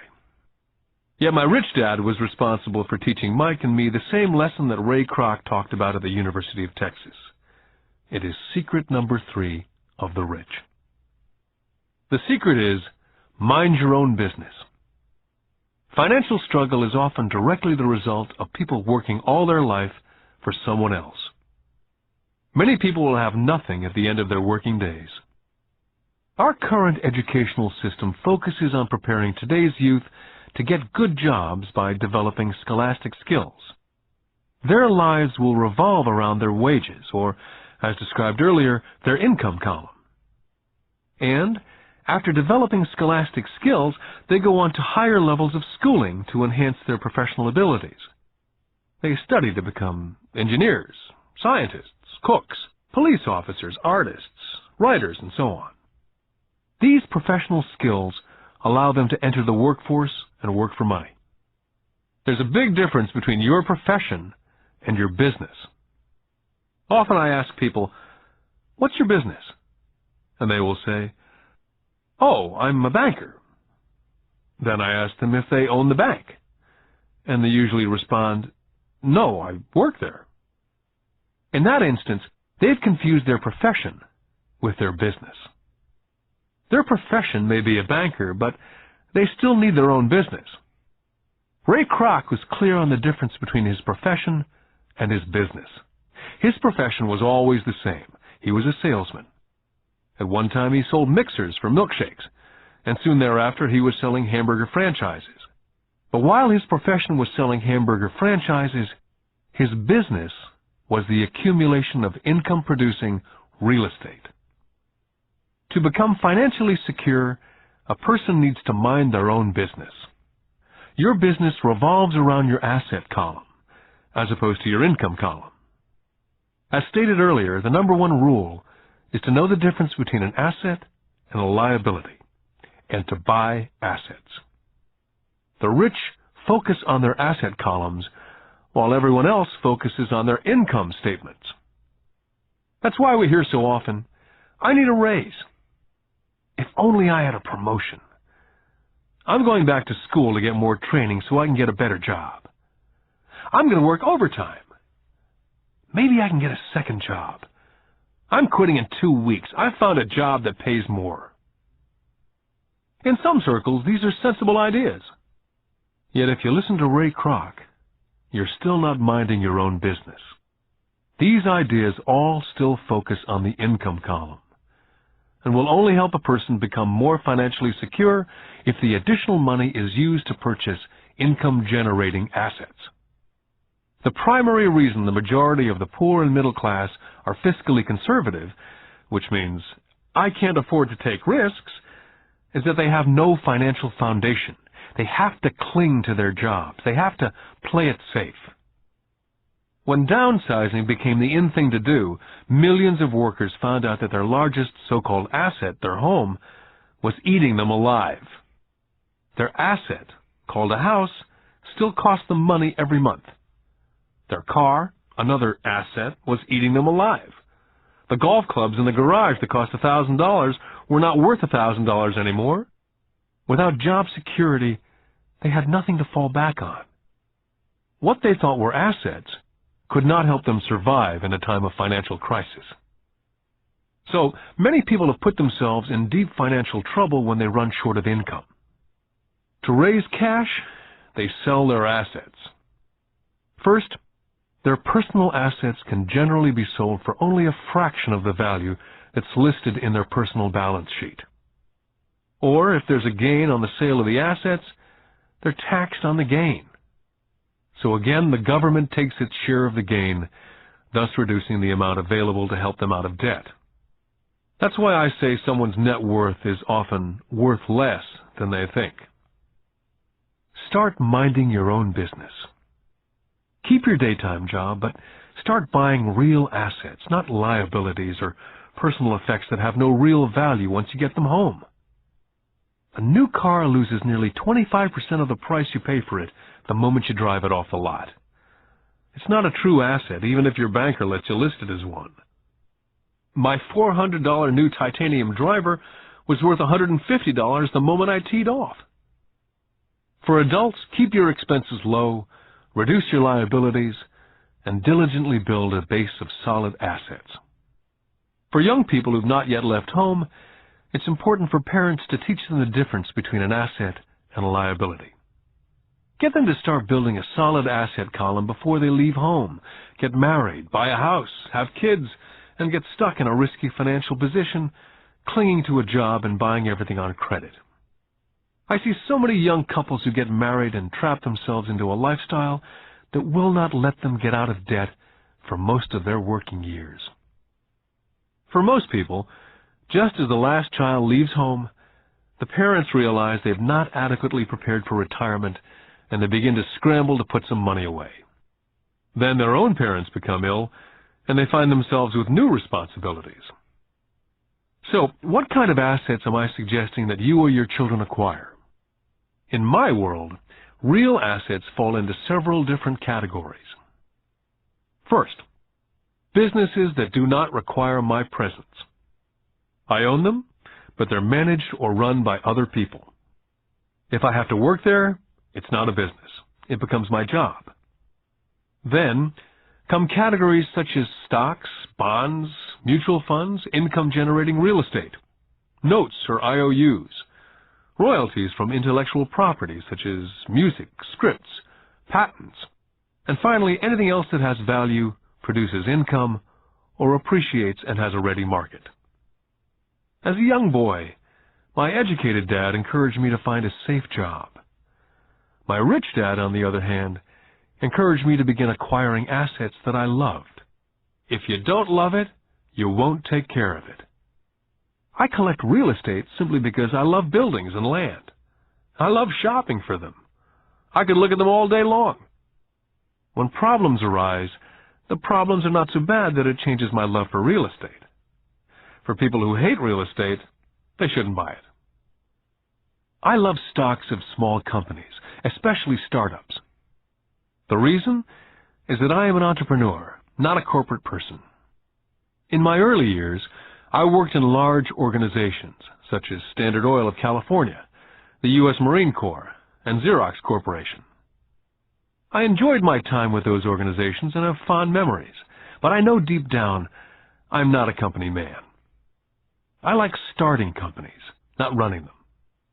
So my stock buys are usually of small companies, and sometimes I even start the company and take it public. Fortunes are made in new stock issues, and I love the game. Many people are afraid of small-cap companies and call them risky, and they are. But risk is always diminished if you love what the investment is, understand it, and know the game. For years, even while I was with the Marine Corps and Xerox, I did what my rich dad recommended. I kept my daytime job, but I still minded my own business. I was active in my asset column.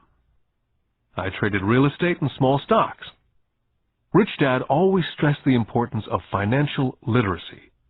The better I was at understanding the accounting and cash management, the better I would be at analyzing investments and eventually starting and building my own company.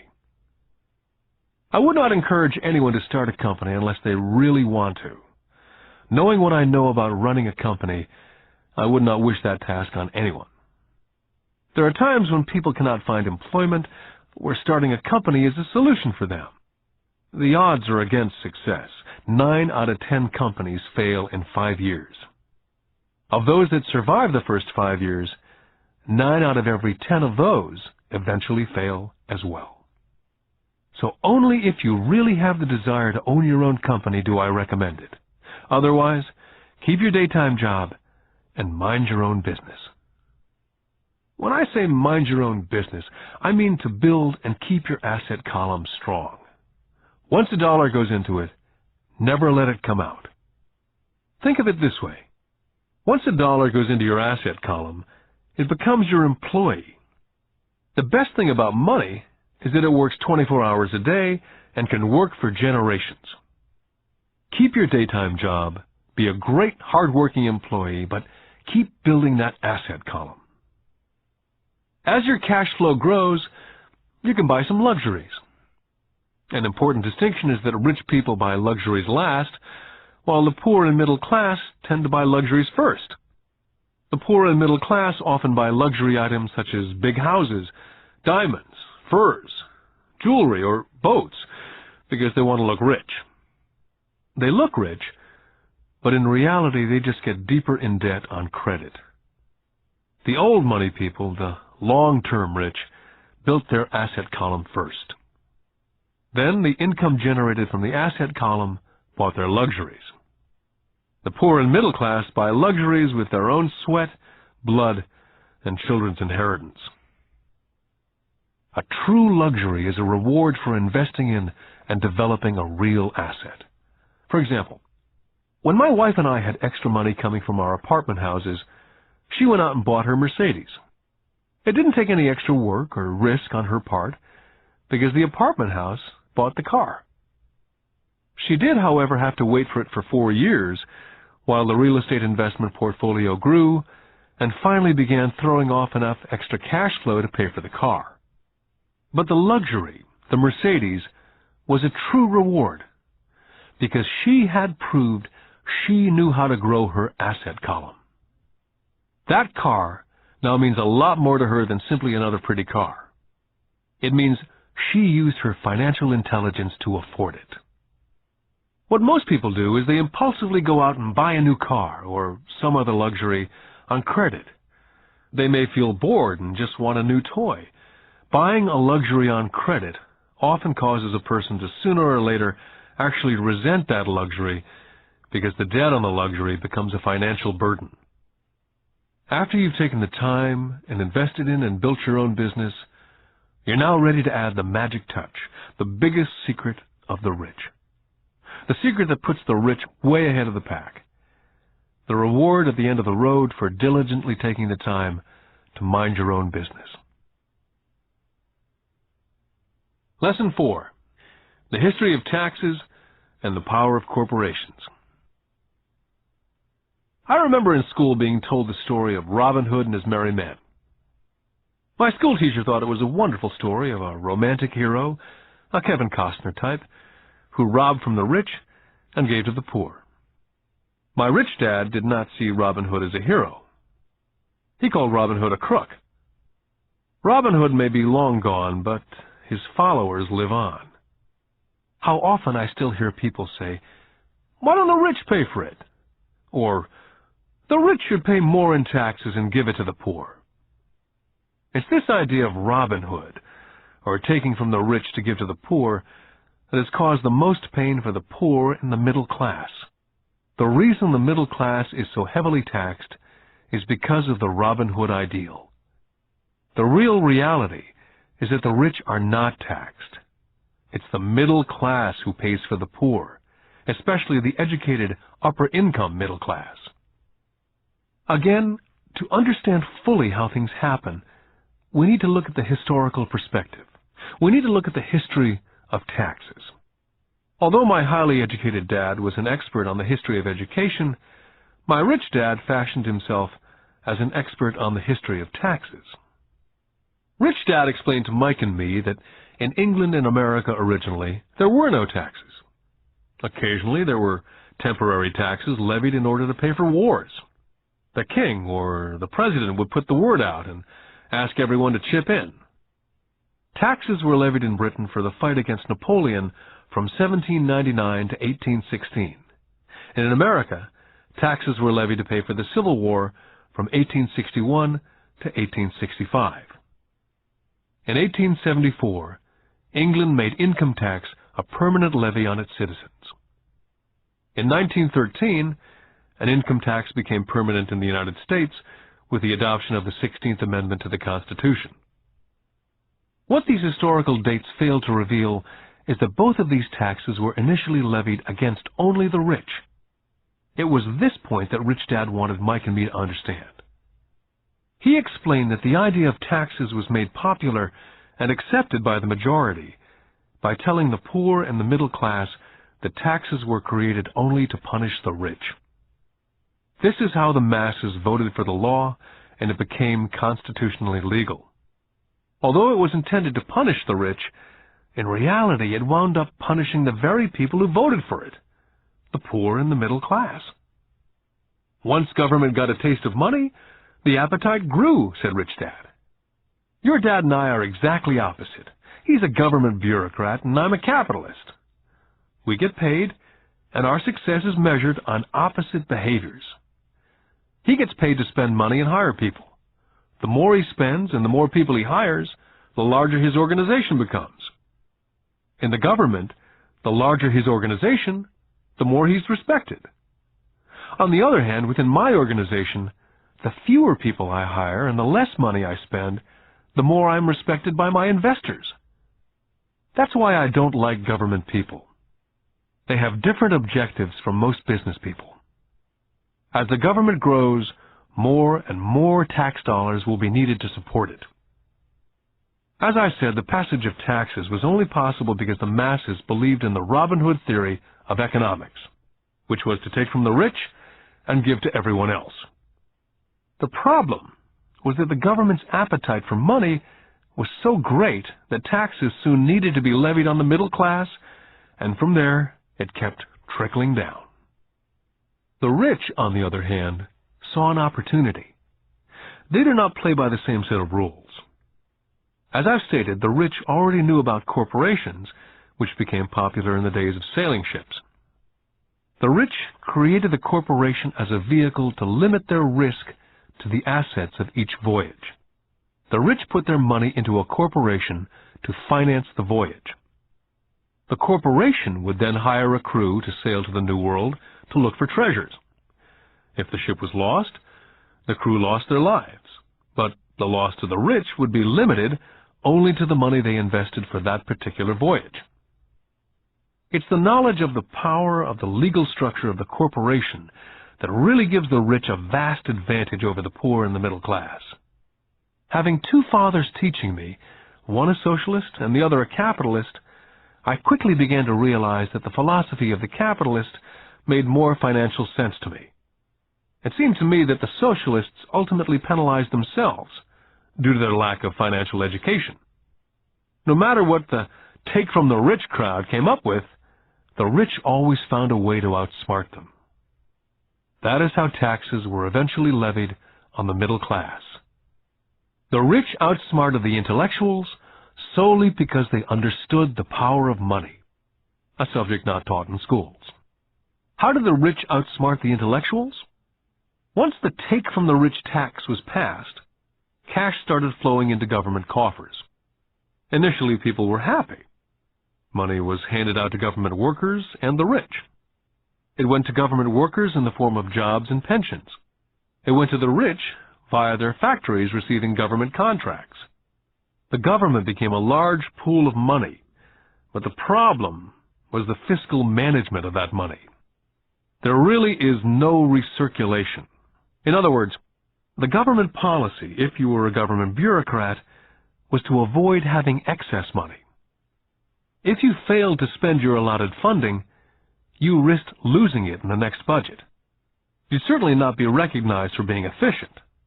Business people, on the other hand, are rewarded for having excess money and are recognized for their efficiency.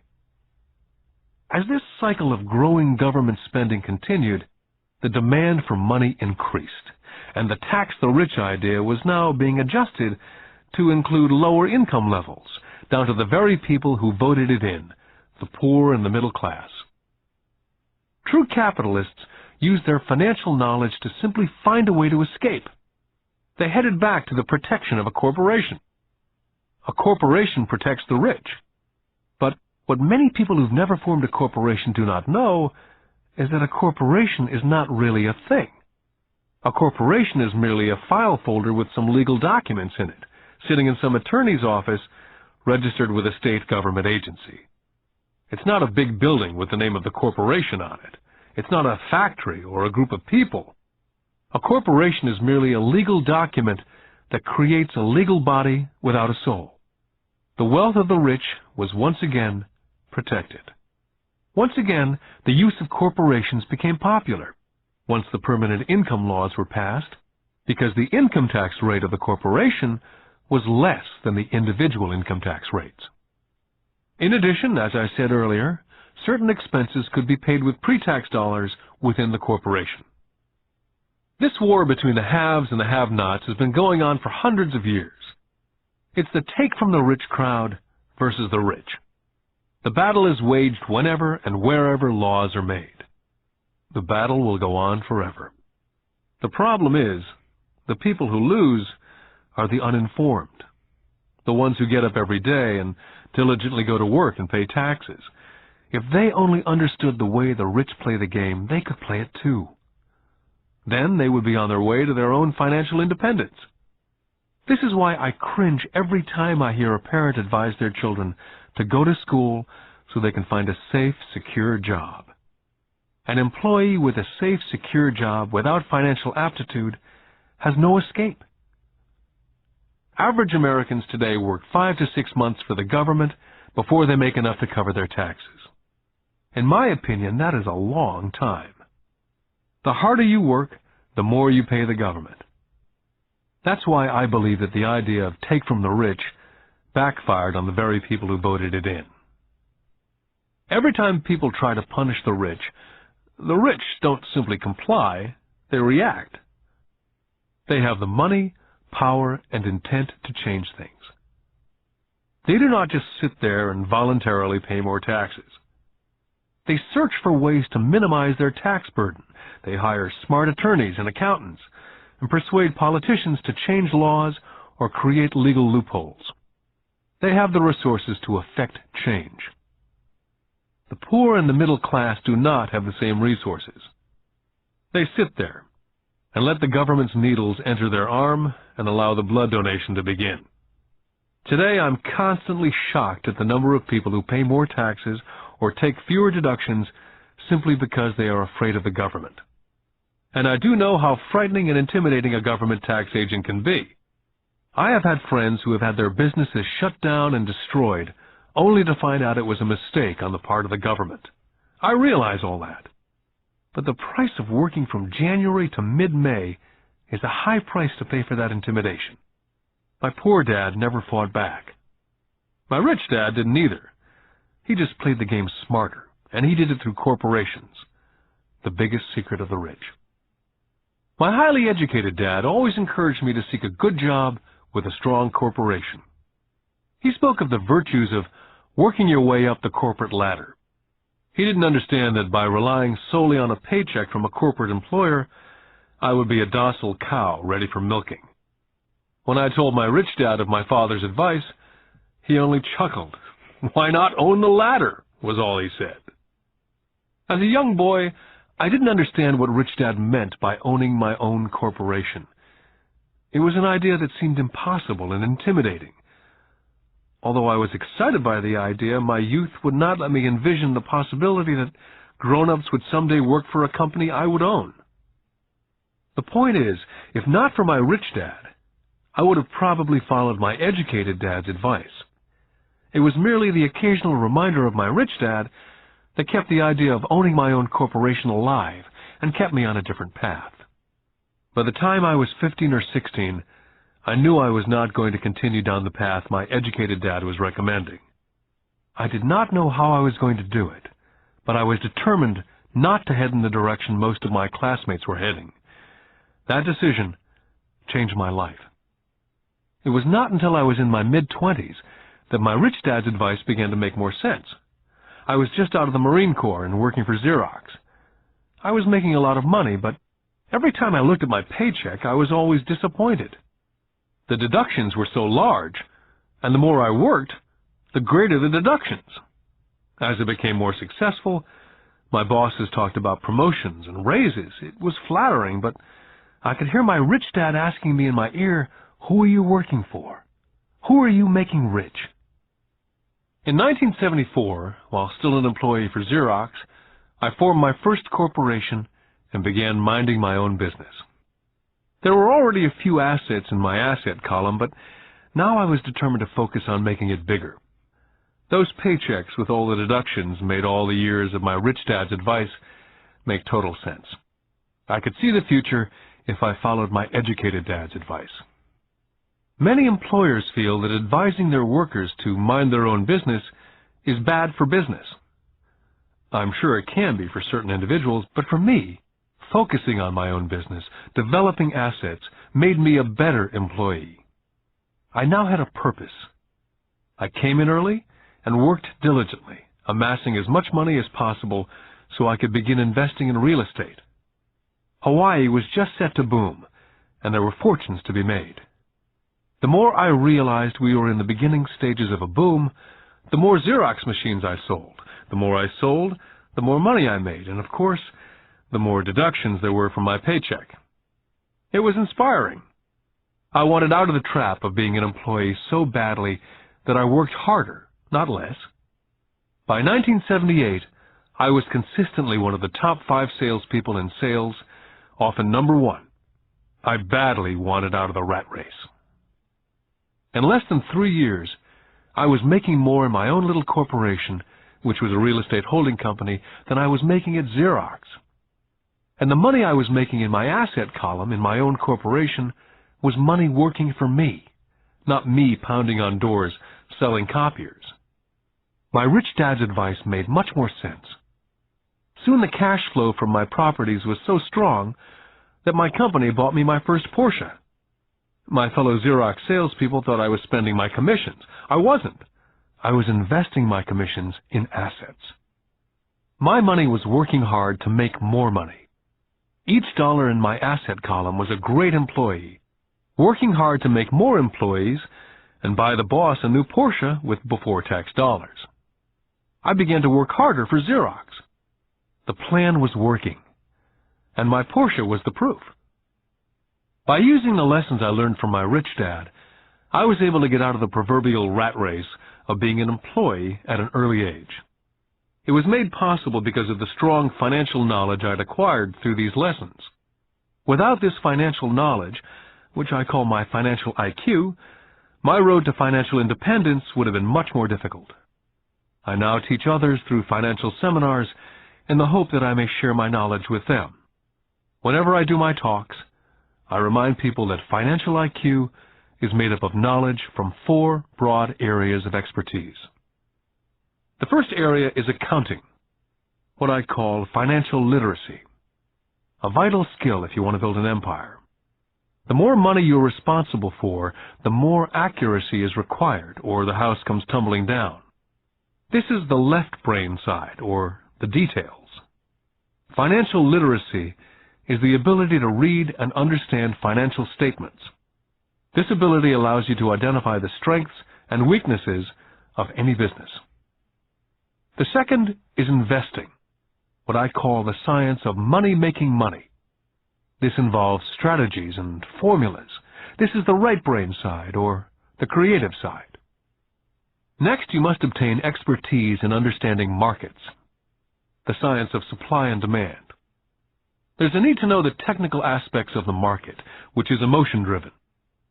The Tickle Me Elmo doll during Christmas 1996 is a case of technical or emotion-driven market. The other market factor is the fundamental or the economic sense of an investment. Does an investment make sense, or does it not make sense based on the current market conditions? Finally, you must understand the law. For instance, utilizing a corporation wrapped around the technical skills of accounting, investing, and markets can aid explosive growth. An individual with the knowledge of the tax advantages and protection provided by a corporation can get rich so much faster than someone who's an employee or a small business sole proprietor. It's like the difference between someone walking and someone flying. The difference is profound when it comes to long-term wealth. A corporation can do so many things that an individual cannot, like pay for expenses before it pays taxes. That is a whole area of expertise that is so exciting, but not necessary to get into unless you have sizable assets or a business.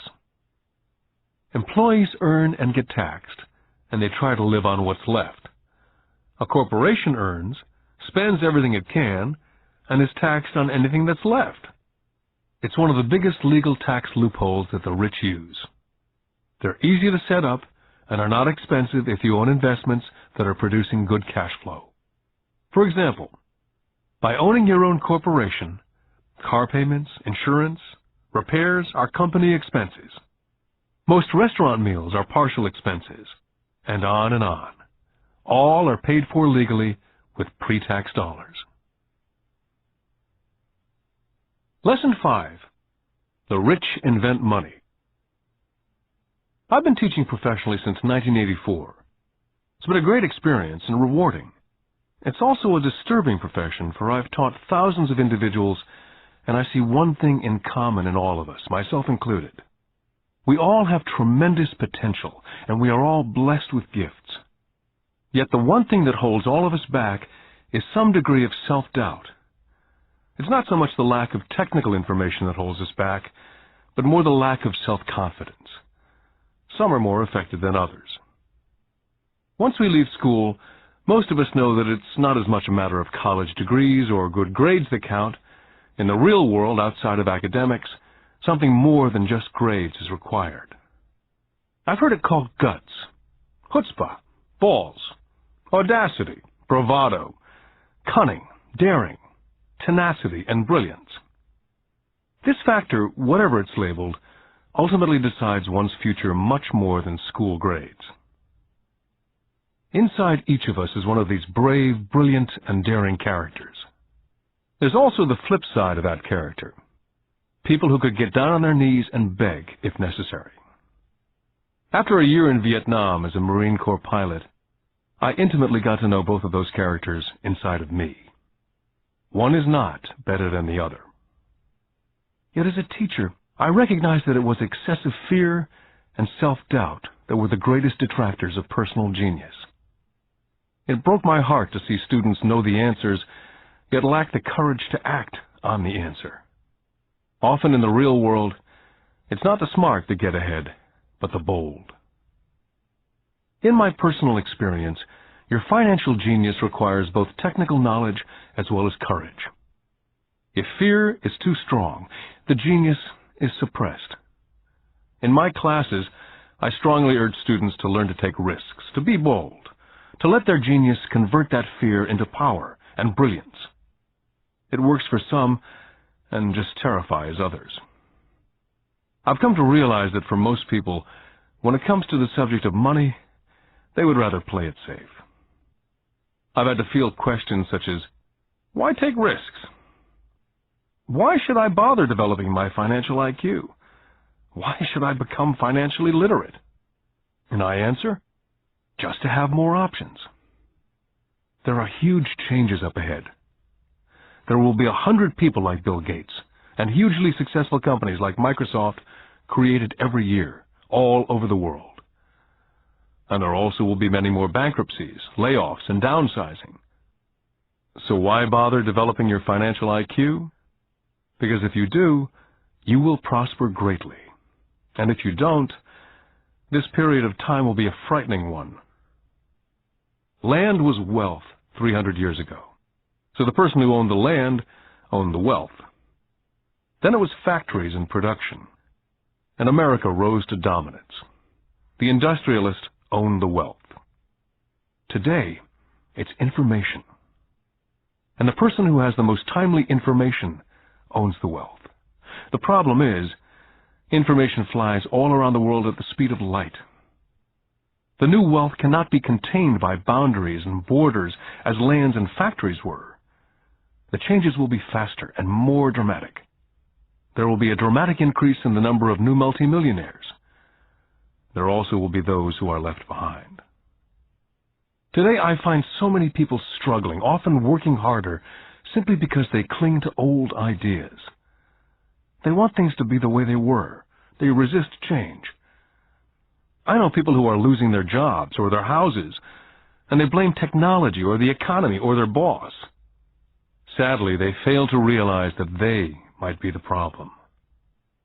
Old ideas are their biggest liability. It's a liability simply because they fail to realize that while that idea or way of doing something was an asset yesterday, yesterday is gone. One afternoon I was teaching investing using a game I'd invented, cash flow, as a teaching tool. A friend had brought someone along to attend the class. This friend of a friend was recently divorced, had been badly burned in the divorce settlement, and was now searching for some answers. Her friend thought the class might help. The game was designed to help people learn how money works. In playing the game, they learn about the interaction of the income statement with the balance sheet. They learn how cash flows between the two, and how the road to wealth is through striving to increase your monthly cash flow from the asset column to the point that it exceeds your monthly expenses. Once you accomplish this, you're able to get out of the rat race and onto the fast track. As I've said, some people hate the game, some love it, and others miss the point. This woman missed a valuable opportunity to learn something. In the opening round, she drew a doodad card with the boat on it. At first she was happy. Oh, I've got the boat! Then, as her friend tried to explain how the numbers worked on her income statement and balance sheet, she got frustrated because she had never liked math. The rest of her table waited while her friend continued explaining the relationship between the income statement, balance sheet, and monthly cash flow. Suddenly, when she realized how the numbers worked, it dawned on her that her boat was eating her alive. Later on in the game, she was also downsized and had a child. It was a horrible game for her. After the class, her friend came by and told me that she was upset. She'd come to the class to learn about investing and did not like the idea that it took so long to play a silly game. Her friend attempted to tell her to look within herself, to see if them reflected on herself in any way. With that suggestion, the woman demanded her money back. She said that the very idea that a game could be a reflection of her was ridiculous. Her money was promptly refunded, and she left. Since 1984, I have made millions simply by doing what the school system does not. In school, most teachers lecture. I hated lectures as a student. I was soon bored, and my mind would drift. In 1984, I began teaching via games and simulations. I always encouraged adult students to look at games as reflecting back to what they know and what they needed to learn. Most importantly, a game reflects back on one's behavior. It's an instant feedback system. Instead of the teacher lecturing you, the game is feeding back a personalized lecture, custom-made just for you. The friend of the woman who left later called to give me an update. She said her friend was fine and had calmed down. In her cooling-off period, she could see some relationships between the game and her life. Just like a board game, the world is always providing us with instant feedback. We could learn a lot if we tuned in more.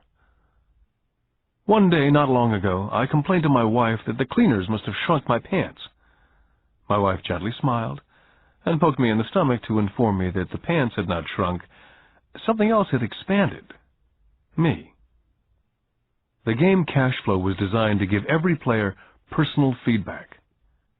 The purpose is to give you options. If you draw the boat card and it puts you into debt, the question is, now what can you do? How many different financial options can you come up with? That's the purpose of the game. To teach players to think and create new and various financial options. I've watched this game played by more than 1,000 people. The people who get out of the rat race in the game the quickest are the people who understand numbers and have creative financial minds. They recognize different financial options.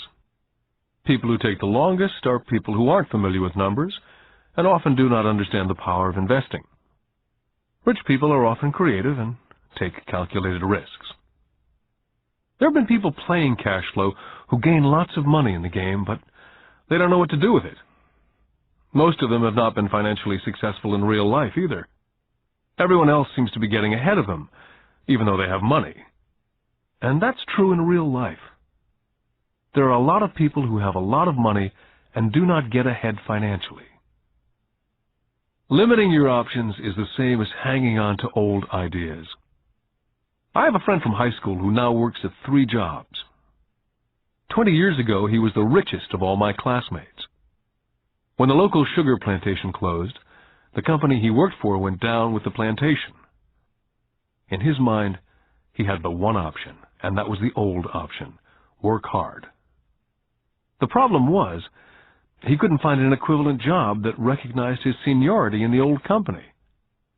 As a result, he's overqualified for the jobs he currently has, so his salary is lower. He now works 3 jobs to earn enough to survive. I've watched people playing Cash Flow complaining that the right opportunity cards are not coming their way, so they sit there. I know people who do that in real life. They wait for the right opportunity. I've watched people get the right opportunity card and then not have enough money. Then they complain they would have gotten out of the rat race if they'd had more money. So they sit there. I know people in real life who do that also. They see all the great deals, but they have no money. And I have people pull a great opportunity card, read it out loud, and have no idea that it's a great opportunity. They have the money, the time is right, they have the card, but they can't see the opportunity staring at them. They fail to see how it fits into their financial plan for escaping the rat race. And I know more people like that than all the others combined. Most people have an opportunity of a lifetime flash right in front of them, and they fail to see it. A year later, They find out about it after everyone else got rich. Financial intelligence is simply having more options. If the opportunities aren't coming your way, what else can you do to improve your financial position? If an opportunity lands in your lap and you have no money and the bank won't talk to you, what else can you do to get the opportunity to work in your favor? If your hunch is wrong and what you've been counting on doesn't happen, how can you turn a lemon into millions? That is financial intelligence. It's not so much what happens, but how many different financial solutions you can think of to turn a lemon into millions. It's how creative you are in solving financial problems. Most people only know one solution: work hard, save, and borrow. So why would you want to increase your financial intelligence? Because you want to be the kind of person who creates your own luck. You can take whatever happens and make it better. Few people realize that luck is created, just as money is. And if you want to be luckier and create money instead of working hard, then your financial intelligence is important. If you're the kind of person who's waiting for the right thing to happen, you might wait for a long time. It's like waiting for all the traffic lights to be green for 5 miles before starting the trip. As young boys, Mike and I were constantly told by my rich dad that money is not real. Rich Dad occasionally reminded us of how close we came to the secret of money on that first day we got together and began making money out of plaster of Paris. The poor and middle class work for money, he would say. The rich make money. The more real you think money is, the harder you will work for it. If you can grasp the idea that money is not real, you will grow richer faster. What is it? Was a question Mike and I often came back with. What is money if it's not real? What we agree it is, was all Rich Dad would say. The single most powerful asset we all have is our mind. If it's trained well, it can create enormous wealth in what seems to be an instant. I'll give you a simple example of creating money. In the early 1990s, the economy of Phoenix was horrible. I was watching the TV show Good Morning America when a financial planner came on and began forecasting doom and gloom. His advice was to save money. Put $100 away every month, he said, and in 40 years you will be a multimillionaire. Well, putting money away every month is a sound idea. It is one option, the option most people subscribe to. The problem is this: it blinds the person from what's really going on. They miss major opportunities for much more significant growth of their money. The world is passing them by. As I said, the economy was terrible at that time. For investors, this is the perfect market condition. A chunk of my money was in the stock market and in apartment houses. I was short of cash. Because everyone was giving stuff away, I was buying. I was not saving money, I was investing. My wife and I had more than $1 million in cash working in a market that was rising fast. It was the best opportunity to invest. The economy was terrible. I just could not pass up these small deals. Houses that were once $100,000 were now $75,000. But instead of shopping at the local real estate office, I began shopping at the bankruptcy attorney's office or the courthouse steps. In these shopping places, a $75,000 house could sometimes be bought for $20,000 or less. For $2,000, which was loaned to me from a friend for 90 days for $200, I gave an attorney a cashier's check as a down payment. While the acquisition was being processed, I ran an ad in the paper advertising a $75,000 house for only $60,000 and no money down. The phone rang hard and heavy. Prospective buyers were screened, and once the property was legally mine, all the prospective buyers were allowed to look at the house. It was a feeding frenzy. The house sold in a few minutes. I asked for a $2,500 processing fee, which they gladly handed over, and the escrow and title company took over from there. I returned the $2,000 to my friend with an additional $200. He was happy, the home buyer was happy, the attorney was happy, and I was happy. I'd sold a house for $60,000 that cost me $20,000. The $40,000 was created from money in my asset column in the form of a promissory note from the buyer. Total working time, 5 hours. During this depressed market, my wife and I were able to do 6 of these simple transactions in our spare time. While the bulk of our money was in larger properties in the stock market, we were able to create more than $190,000 in assets, notes at 10% interest, in those 6 buy, create, and sell transactions. That comes to approximately $19,000 a year income, much of it sheltered through our private corporation. Much of that $19,000 a year goes to pay for our company cars, gas, trips, insurance, dinners with clients, and other things. By the time the government gets a chance to tax that income, it's been spent on legally allowed pre-tax expenses.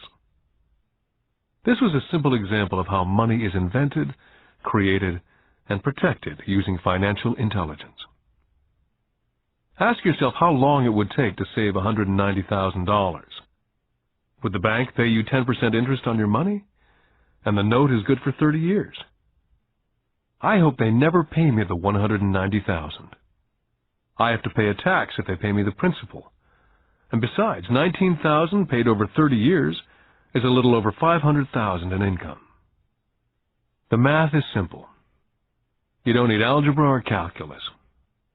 I don't write much because the escrow company handles the legal transaction and the servicing of the payments. I have no roofs to fix or toilets to unplug because the owners do that. It's their house. Occasionally someone does not pay, and that's wonderful because there are late fees, or they move out and the property is sold again. The court system handles that. And it may not work in your area.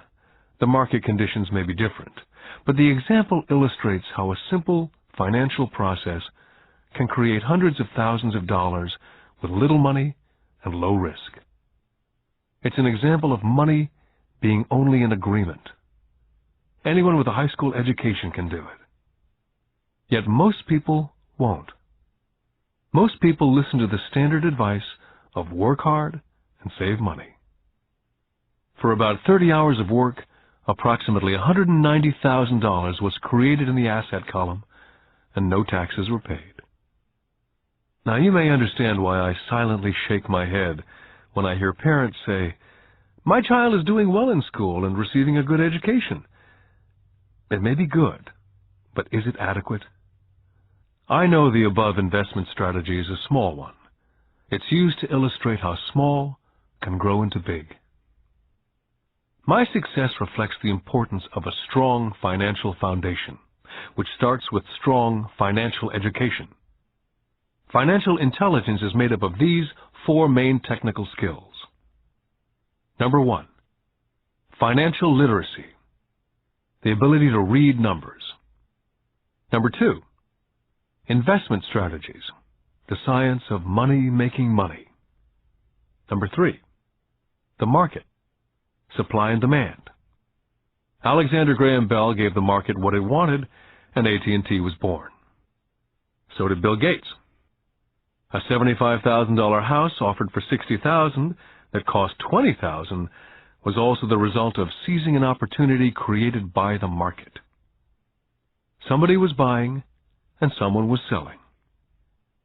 Number 4, the law. The awareness of accounting, corporate, state, and national rules and regulations. I recommend playing within the rules.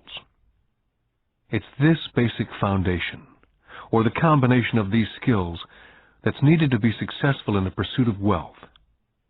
Whether it be through the buying of small homes, large apartments, companies, stocks, bonds, mutual funds, precious metals, baseball cards, or the like. Personally, I use 2 main vehicles to achieve financial growth: real estate and small stocks. I use real estate as my foundation. Day in and day out, my properties provide cash flow and occasional spurts of growth in value. The small cap stocks are used for fast growth. I do not recommend anything that I do, The examples are just that, examples. If the opportunity is too complex, and I do not understand the investment, I don't do it. Simple math and common sense is all that's needed to do well financially.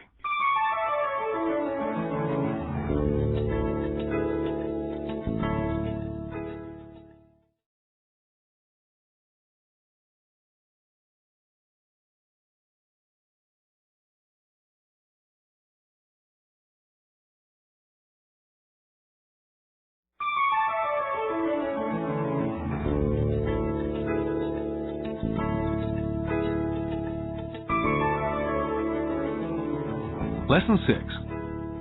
Work to learn. Don't work for money. In 1995, I granted an interview with a newspaper in Singapore. The young female reporter was on time, and the interview got underway immediately. We sat in the lobby of a luxurious hotel, sipping coffee and discussing the purpose of my visit to Singapore. I was to share the platform with Zig Ziglar. He was speaking on motivation, and I was speaking on the secrets of the rich. "Someday I'd like to be a best-selling author like you," she said. I'd seen some of the articles she'd written for the paper, and I was impressed. She had a tough, clear style of writing. Her articles held a reader's interest. "You have a great style," I said in reply. "What holds you back from achieving your dream?" "My work doesn't seem to go anywhere," she said quietly. "Everyone says that my novels are excellent, but nothing happens. So I keep my job with the paper. At least it pays the bills."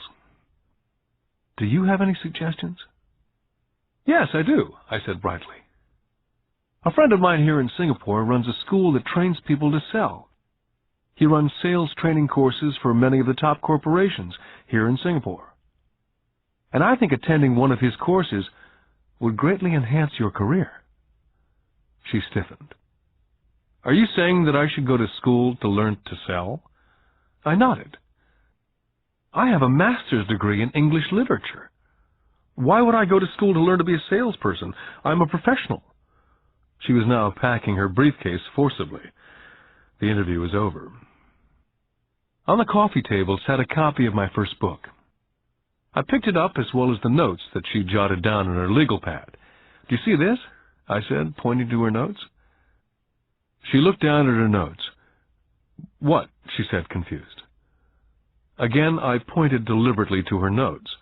On her pad, she'd written, "Robert Kiyosaki, best-selling author." It says, best-selling author, not best-writing author. Her eyes widened immediately. "I'm a terrible writer. You're a great writer. I went to sales school. You have a master's degree. Put them together and you get a best-selling author and a best-writing author." Anger flared from her eyes. "I'll never stoop so low as to learn how to sell. People like you have no business writing. I'm a professionally trained writer, and you're a salesman. It's not fair."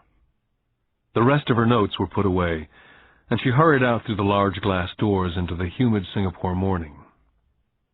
At least she gave me a fair and favorable write-up the next morning. The world is filled with smart, talented, educated, and gifted people. We meet them every day. They're all around us. I'm constantly shocked at how little talented people earn. I heard the other day that less than 5% of Americans earn more than $100,000 a year. I've met brilliant, highly educated people who earn less than $20,000 a year.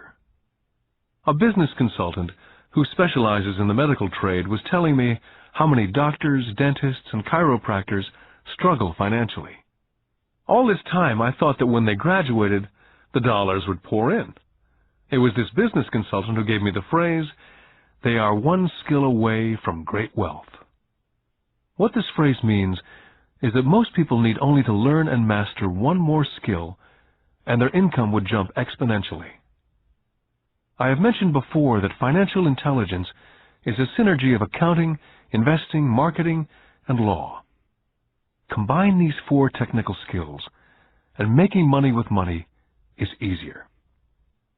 When it comes to money, the only skill most people know is to work hard. The classic example of a synergy of skills was that young writer for the newspaper.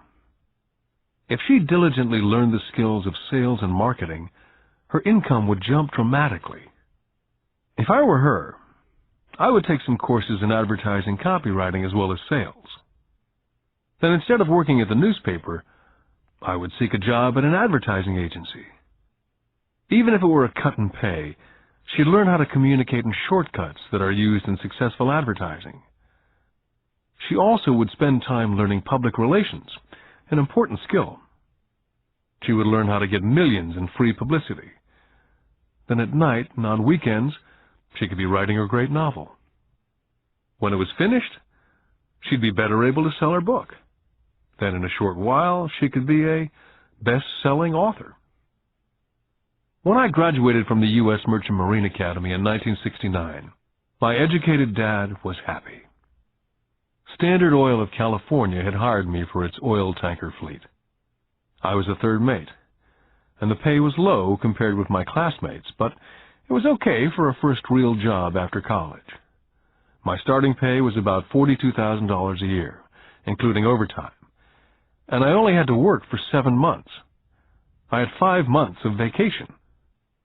If I'd wanted to, I could have taken the run to Vietnam with a subsidiary shipping company and easily doubled my pay instead of taking the 5 months vacation. I had a great career ahead of me, yet I resigned after 6 months with the company and joined the Marine Corps to learn how to fly. My educated dad was devastated. Rich Dad congratulated me. In school and in the workplace, the popular opinion is the idea of specialization. That is, in order to make more money or get promoted, you need to specialize. That is why medical doctors immediately begin to seek a specialty, such as orthopedics or pediatrics. The same is true for accountants, architects, lawyers, pilots, and others. My educated dad believed in the same dogma. That's why he was thrilled when he eventually achieved his doctorate. He often admitted that schools reward people who study more and more about less and less. Rich Dad encouraged me to do exactly the opposite. You want to know a little about a lot, was his suggestion. That's why for years I worked in different areas of his companies. For a while I worked in his accounting department. Although I would probably never have been an accountant, he wanted me to learn via osmosis. Rich Dad knew I would pick up jargon and a sense of what's important and what's not. I also worked as a busboy and construction worker, as well as in sales, reservations, and marketing. He was grooming Mike and me. That's why he insisted we sit in on the meetings with his bankers, lawyers, accountants, and brokers. He wanted us to know a little about every aspect of his empire. Educated Dad thought I went to school to learn to be a ship's officer.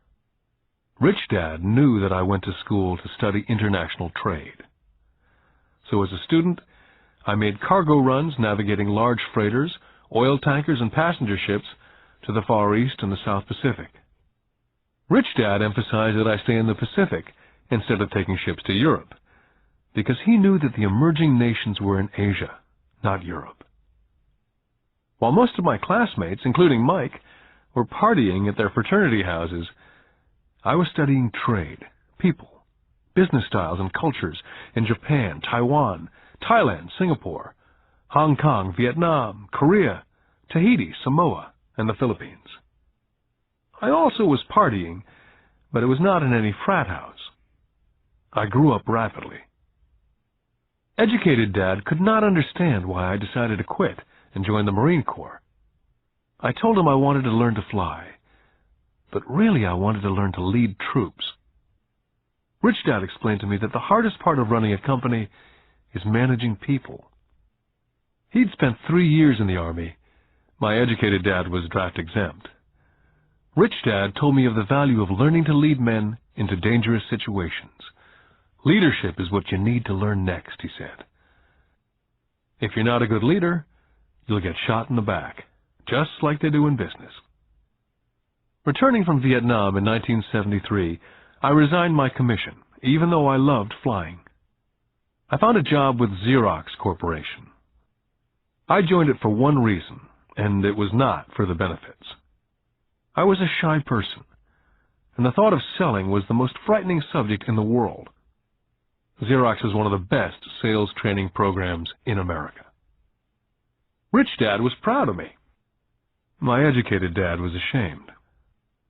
Being an intellectual, he thought that salespeople were below him. I worked with Xerox for 4 years, until I overcame my fear of knocking on doors and being rejected.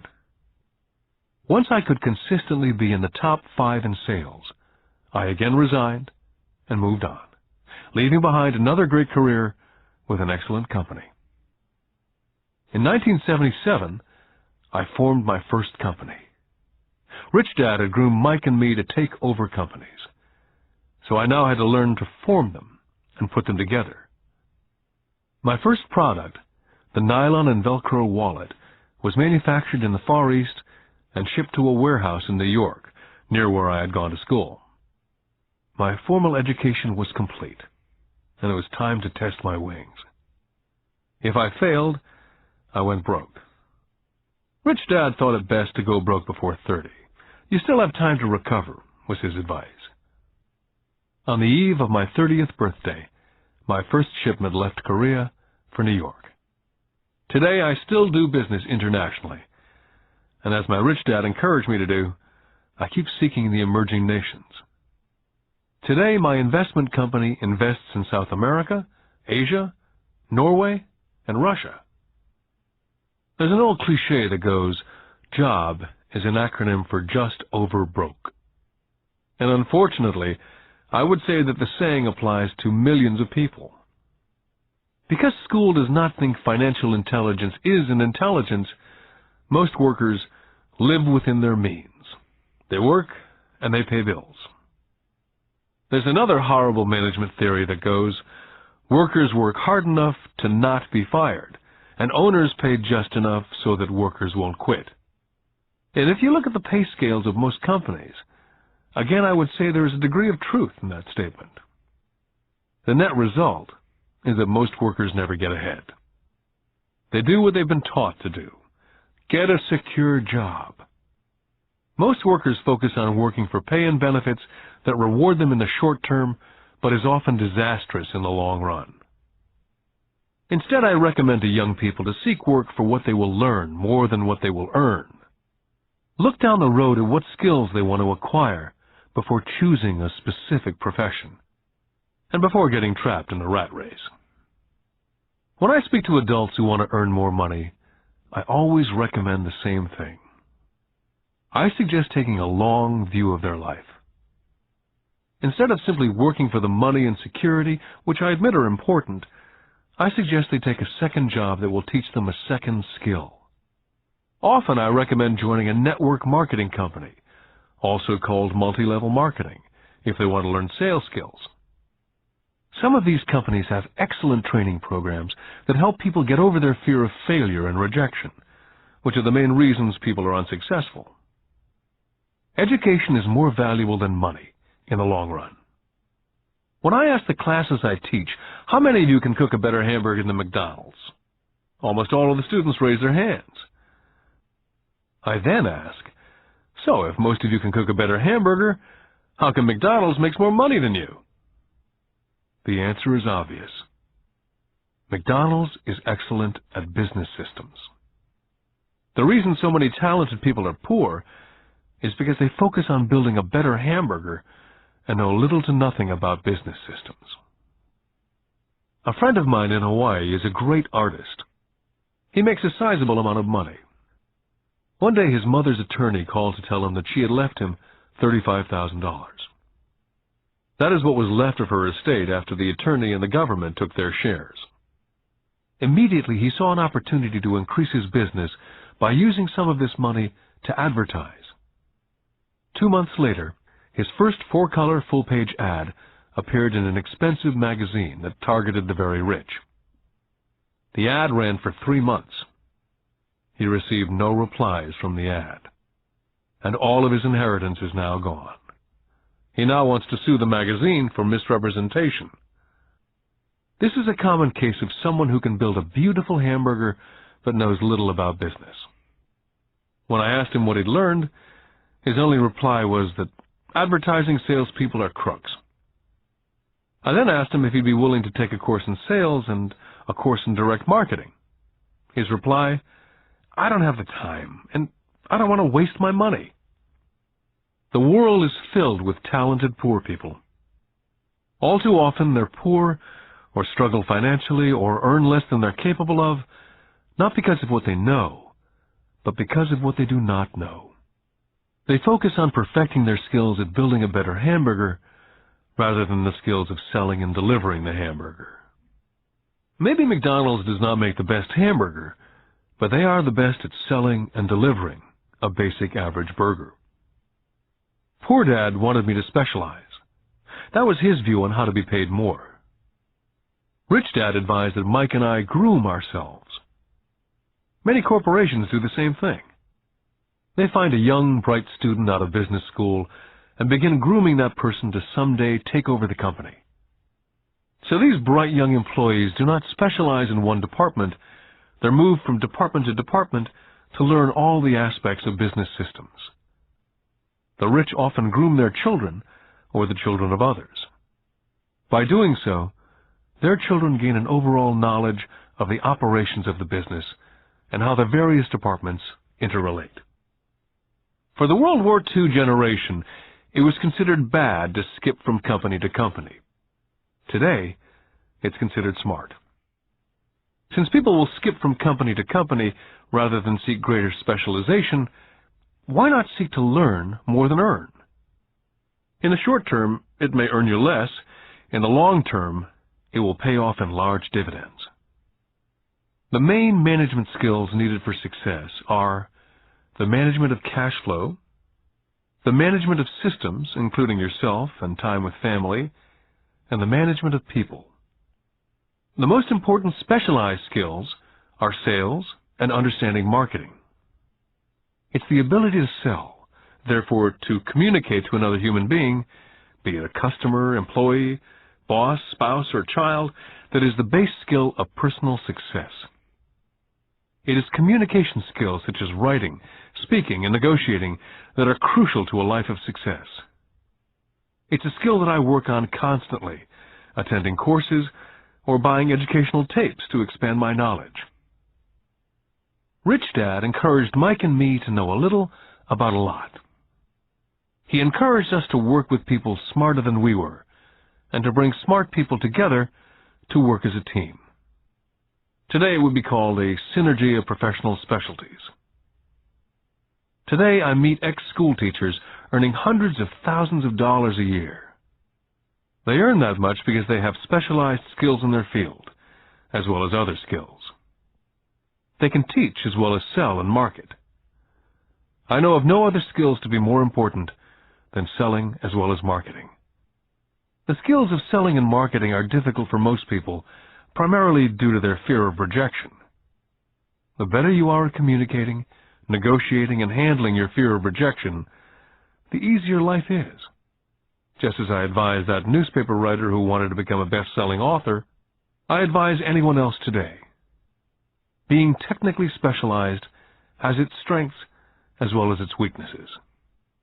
I have friends who are geniuses, but they cannot communicate effectively with other human beings. And as a result, their earnings are pitiful. I advise them to just spend a year learning to sell. And even if they earn nothing, their communication skills will improve. And that is priceless. Getting started. I wish I could say acquiring wealth was easy for me, but it wasn't. So in response to the question, how do I start, I offer the thought process I go through on a day-by-day basis.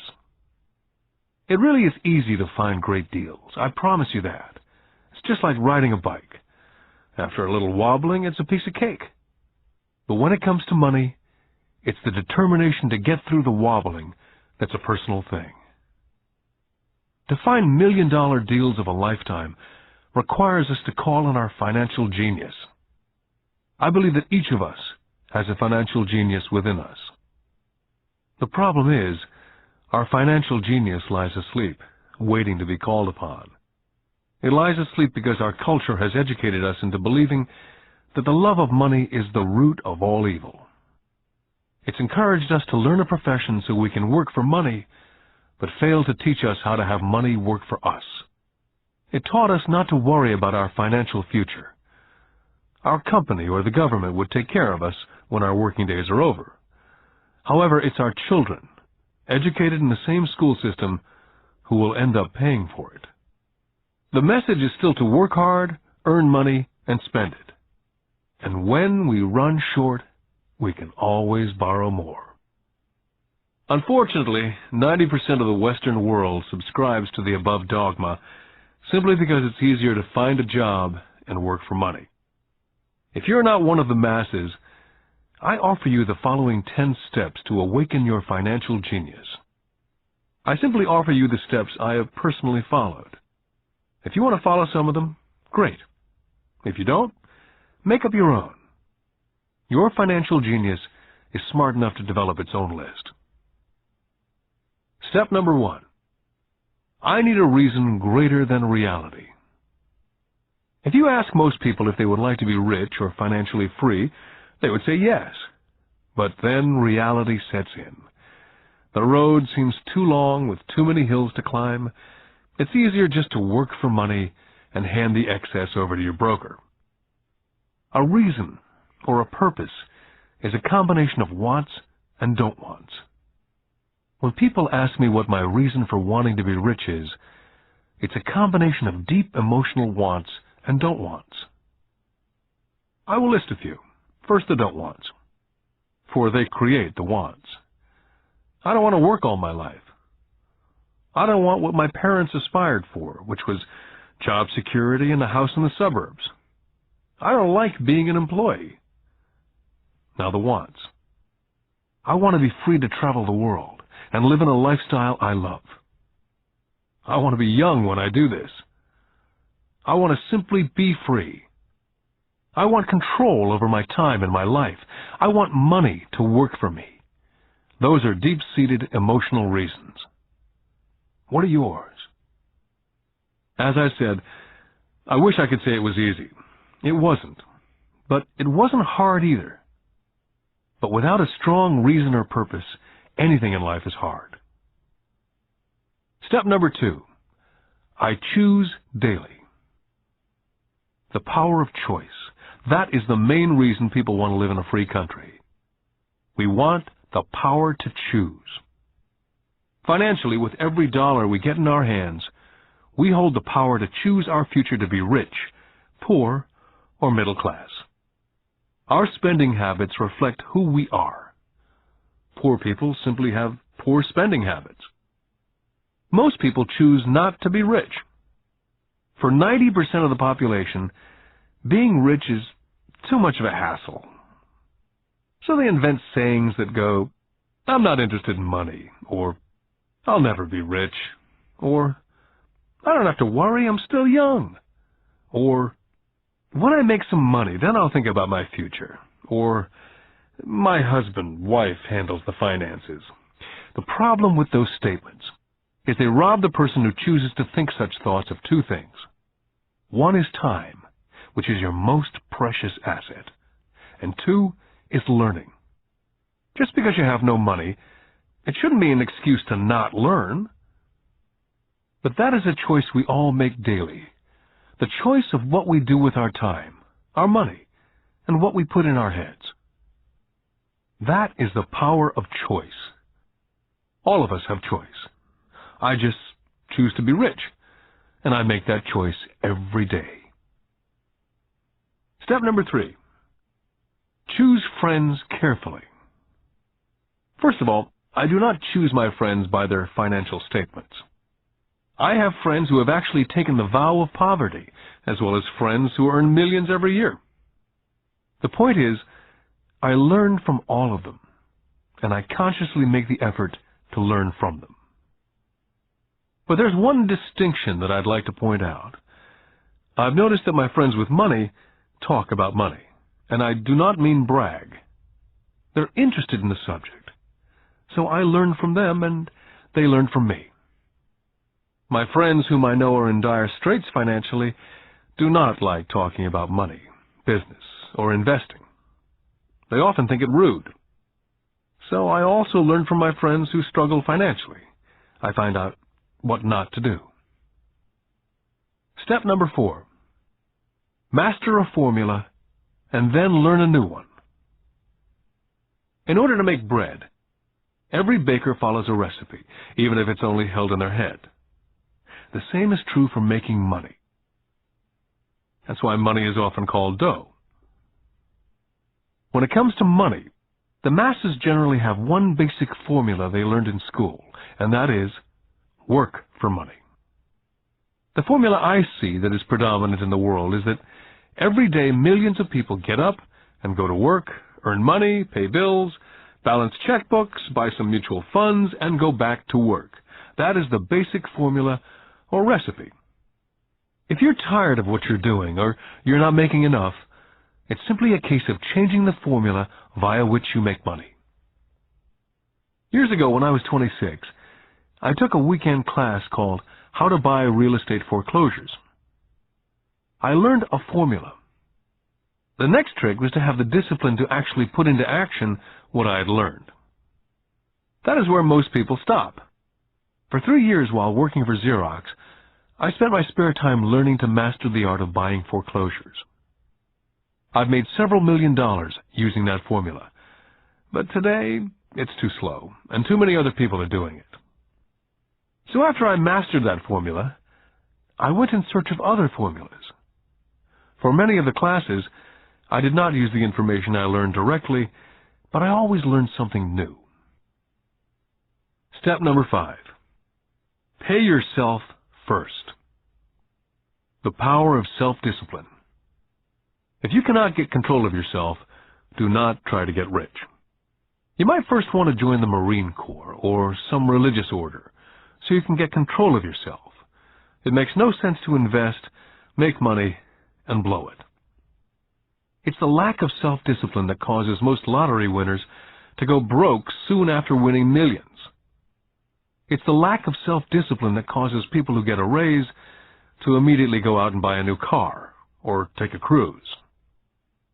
It's difficult to say which of the 10 steps is the most important, but of all the steps, this step is probably the most difficult to master if it's not already a part of your makeup.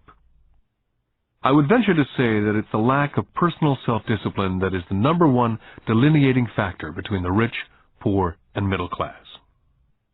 I do not take the saying, pay yourself first, lightly. The Richest Man in Babylon by George Clason is where the statement, pay yourself first, comes from. Millions of copies have been sold. But while millions of people freely repeat that powerful statement, few follow the advice.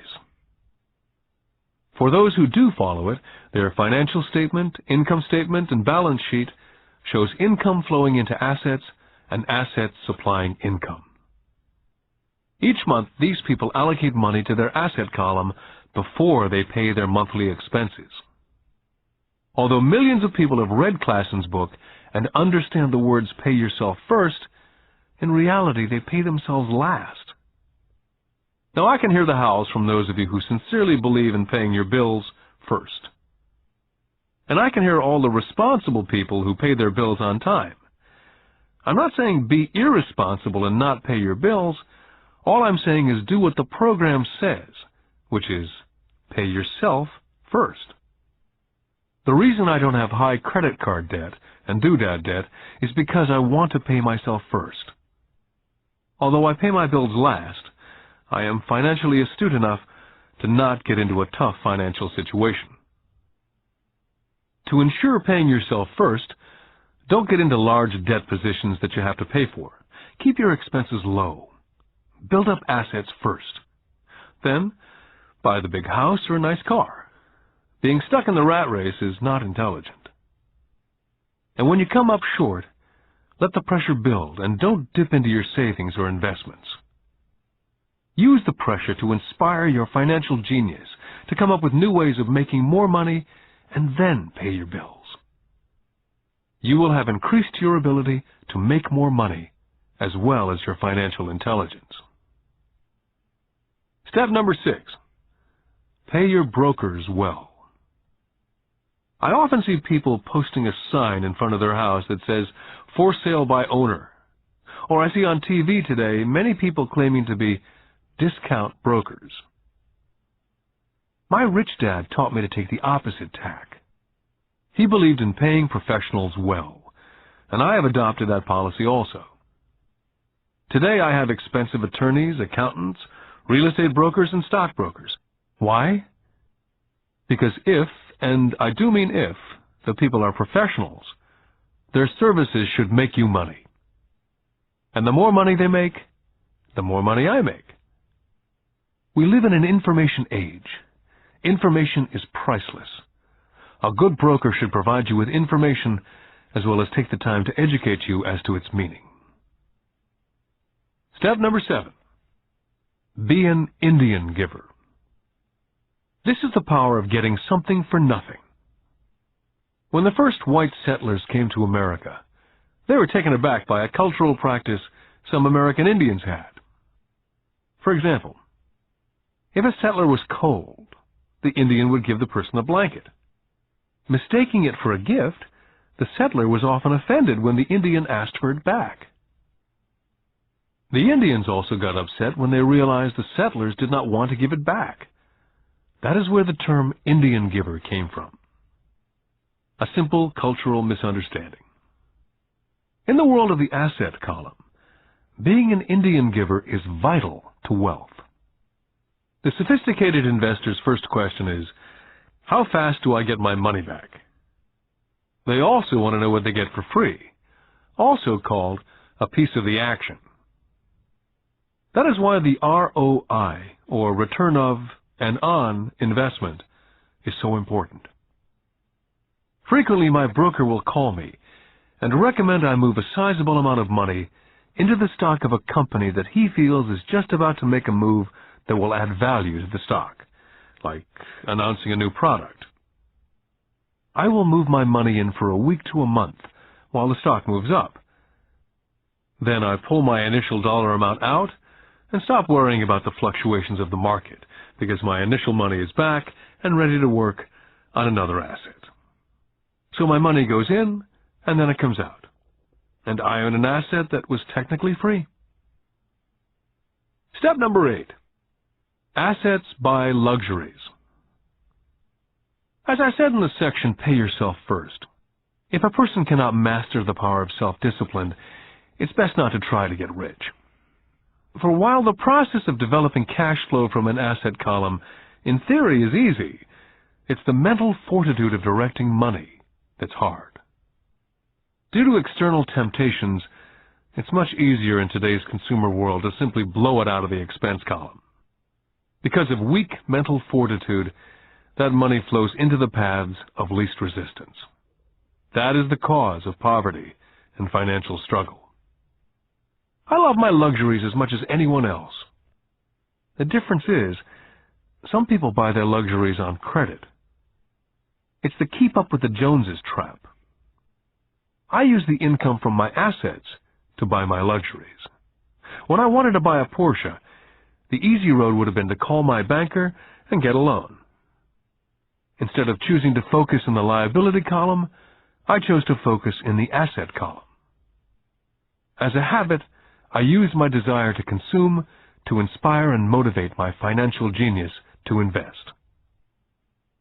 Too often today, we focus on borrowing money to get the things we want, instead of focusing on creating money. One is easier in the short term, but harder in the long term. It's a bad habit that we as individuals and as a nation have gotten into. Remember, the easy road often becomes hard, and the hard road often becomes easy. The earlier you can train yourself and those you love to be masters of money, the better. Money is a powerful force. Unfortunately, people use the power of money against them. If your financial intelligence is low, money will run all over you. It will be smarter than you. If money is smarter than you, you will work for it all your life. Step number 9. The need for heroes. When I was a kid, I greatly admired Willie Mays, Hank Aaron, Yogi Berra. They were my heroes. As a kid playing Little League, I wanted to be just like them. I treasured their baseball cards. I wanted to know everything about them. I knew the stats, the RBI, the ERAs, their batting averages, how much they got paid, and how they came up from the minors. I wanted to know everything because I wanted to be just like them. Every time, as a 9 or 10-year-old kid, when I stepped up to bat or played first base or catcher, it wasn't me. I was Yogi or Hank. It's one of the most powerful ways we learn that we often lose as adults. We lose our heroes. We lose our naivete. I have new heroes as I grow older. I have golf heroes such as Peter Jacobsen, Fred Couples, and Tiger Woods. I copy their swings and do my best to read everything I can about them.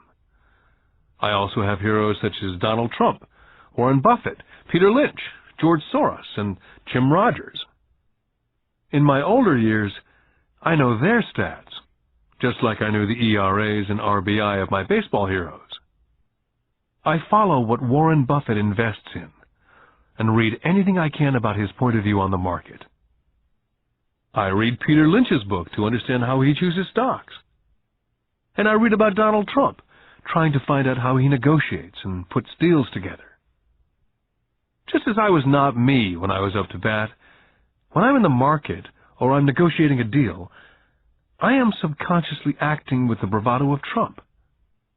Or when analyzing a trend, I look at it as though Peter Lynch were doing it. By having heroes, we tap into a tremendous source of raw genius. But heroes do more than simply inspire us. Heroes make things look easy. It's the making it look easy that convinces us to want to be just like them. If they can do it, so can I. Step number 10. Teach and you shall receive. Both of my dads were teachers. My rich dad taught me a lesson I've carried all my life, and that was the necessity of being charitable or giving. My educated dad gave a lot by the way of time and knowledge, but almost never gave money. As I said, he usually said that he would give when he had some extra money. Of course, there was rarely any extra. My rich dad gave money as well as education. He believed firmly in tithing. If you want something, you first need to give, he would always say. When he was short of money, he simply gave money to his church or to his favorite charity. If I could leave one single idea with you, it's that idea. Whenever you feel short or in need of something, give what you want first, and it will come back in buckets. That's true for money, a smile, love, friendship. I know it's often the last thing a person may want to do, but it's always worked for me. I just trust that the principle of reciprocity is true, and I give what I want. My rich dad would often say, poor people are more greedy than rich people. He would explain that if a person was rich, that person was providing something that other people wanted. In my life, over all these years, whenever I felt needy or short of money or short of help, I simply went out and found in my heart what I wanted and decided to give it first. And when I gave, it always came back. It reminds me of the story of the guy sitting with firewood in his arms on a cold, freezing night, and he's yelling at the pot-bellied stove, "When you give me some heat, then I'll put some wood in."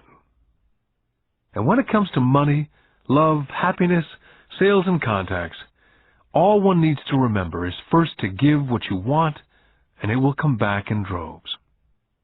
My poor dad taught teachers, and he became a master teacher. My rich dad always taught young people his way of doing business. In retrospect, it was their generosity with what they knew that made them smarter. There are powers in this world that are much smarter than we are. You can get there on your own, but it's easier with the help of the powers that be. All you need to be is generous with what you have, and the powers will be generous with you. Take action. All of you were given two great gifts, your mind and your time. It is up to you to do what you please with both. With each dollar bill that enters your hand, you and only you have the power to determine your destiny. Spend it foolishly, you choose to be poor. Spend it on liabilities, you join the middle class. Invest it in your mind and learn how to acquire assets, and you will be choosing wealth as your goal and your future. The choice is yours and only yours. With every day, with every dollar, you decide to be rich, poor, or middle class.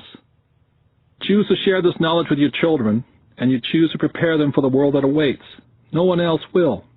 You and your children's future will be determined by choices you make today, not tomorrow. This has been a Time Warner Audiobooks production of Rich Dad, Poor Dad, written by Robert Kiyosaki with Sharon L. Lecter, CPA, and read by Stephen Hoy, featuring an introduction by Robert Kiyosaki. Executive producer, Maya Thomas. Produced and directed by John Brunette. Text abridged by John Whitman. Text edited by William Whittington. Production coordinated by Daniel Metcalf. Rich Dad, Poor Dad is also available in paperback from Warner Business Books.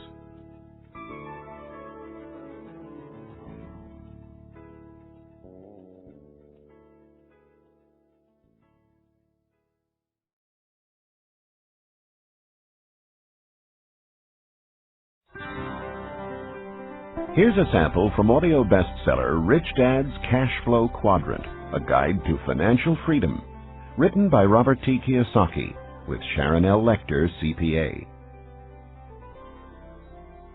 When people ask why Kim and I were homeless back in 1985, I tell them it was because of what my rich dad taught me about money. For me, money is important, yet I did not want to spend my life working for it. That is why I did not want a job.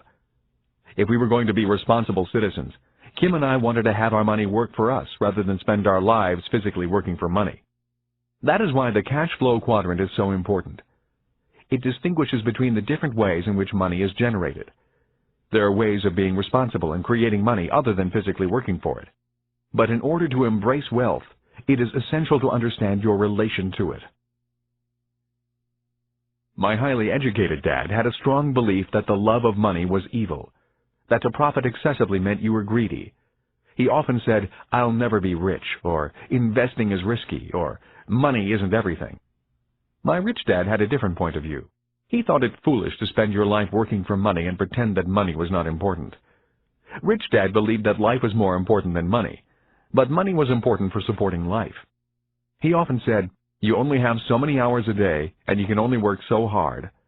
So why work hard for money? Learn to have money, and people work hard for you, and you can be free to do the things that are important." To my rich dad, what was important was to have lots of time to raise his kids, to have money to donate to charities and projects he supported, to bring jobs and financial stability to the community, to have time and money to take care of his health, and to be able to travel the world with his family. "Those things take money," said Rich Dad.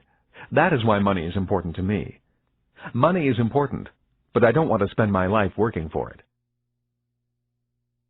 It was my rich dad who often referred to the cash flow quadrant when I was a young boy.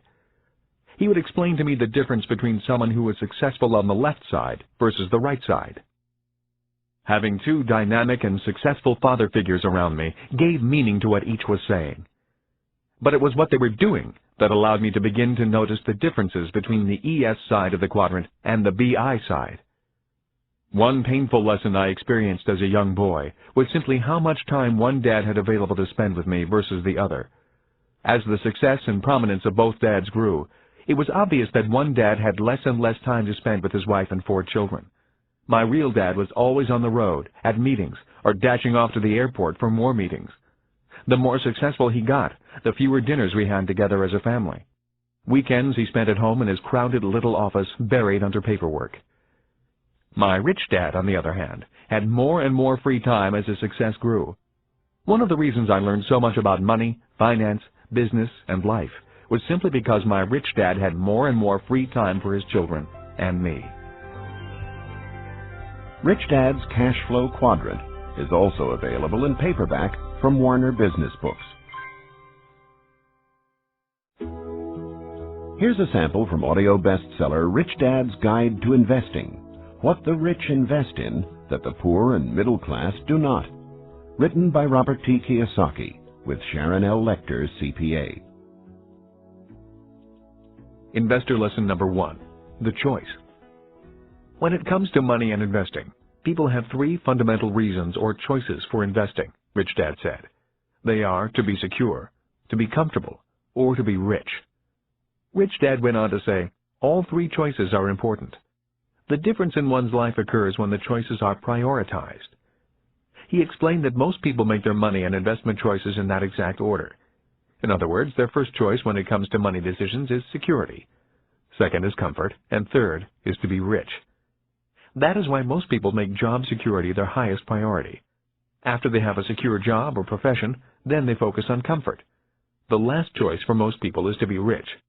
Rich Dad said, most people dream of becoming rich, but it is not their first choice. He went on to say, only 3 out of 100 people in America are rich because of this priority of choices. For most people, if becoming rich disturbs their comfort or makes them feel insecure, they will forsake becoming rich. That is why so many people want that one hot investment tip. People who make security and comfort their first and second choices look for ways to get rich quick that are easy, risk-free, and comfortable. A few people do get rich on one lucky investment, but all too often they lose it all again. I often hear people say, I'd rather be happy than rich. That comment has always sounded very strange to me, since I have been both rich and poor, and in both financial positions I have been both happy and unhappy. I wonder why people think they have to choose between happiness and being rich. When I reflect upon this lesson, it occurs to me that what people are really saying is that I'd rather feel secure and comfortable than be rich. That is because if they felt insecure or uncomfortable, they were not happy. For me, I was willing to feel insecure and uncomfortable in order to be rich. I have been rich and poor as well as happy and unhappy. But I assure you that when I was poor and unhappy, I was much unhappier than when I was rich and unhappy. I have also never understood the statement, money does not make you happy. While there is some truth in it, I have always noticed that when I have money, I feel pretty good. The other day I found a $10 bill in my jeans pocket. Even though it was only $10, it felt great finding it. Receiving money has always felt better than receiving a bill for money I owe. At least that is my experience with money. I feel happy when it comes in and sad when it leaves me. That day, I put my priorities in this order. First, to be rich, then to be comfortable, and finally, to be secure. Rich Dad's Guide to Investing is also available in paperback from Warner Business Books.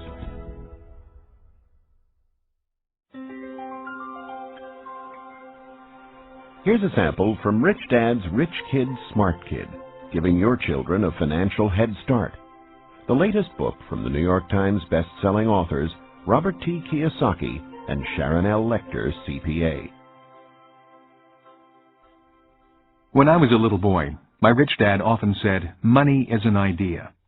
He would go on to say, money can be anything you want it to be. If you say, I'll never be rich, then the chances are you'll never be rich.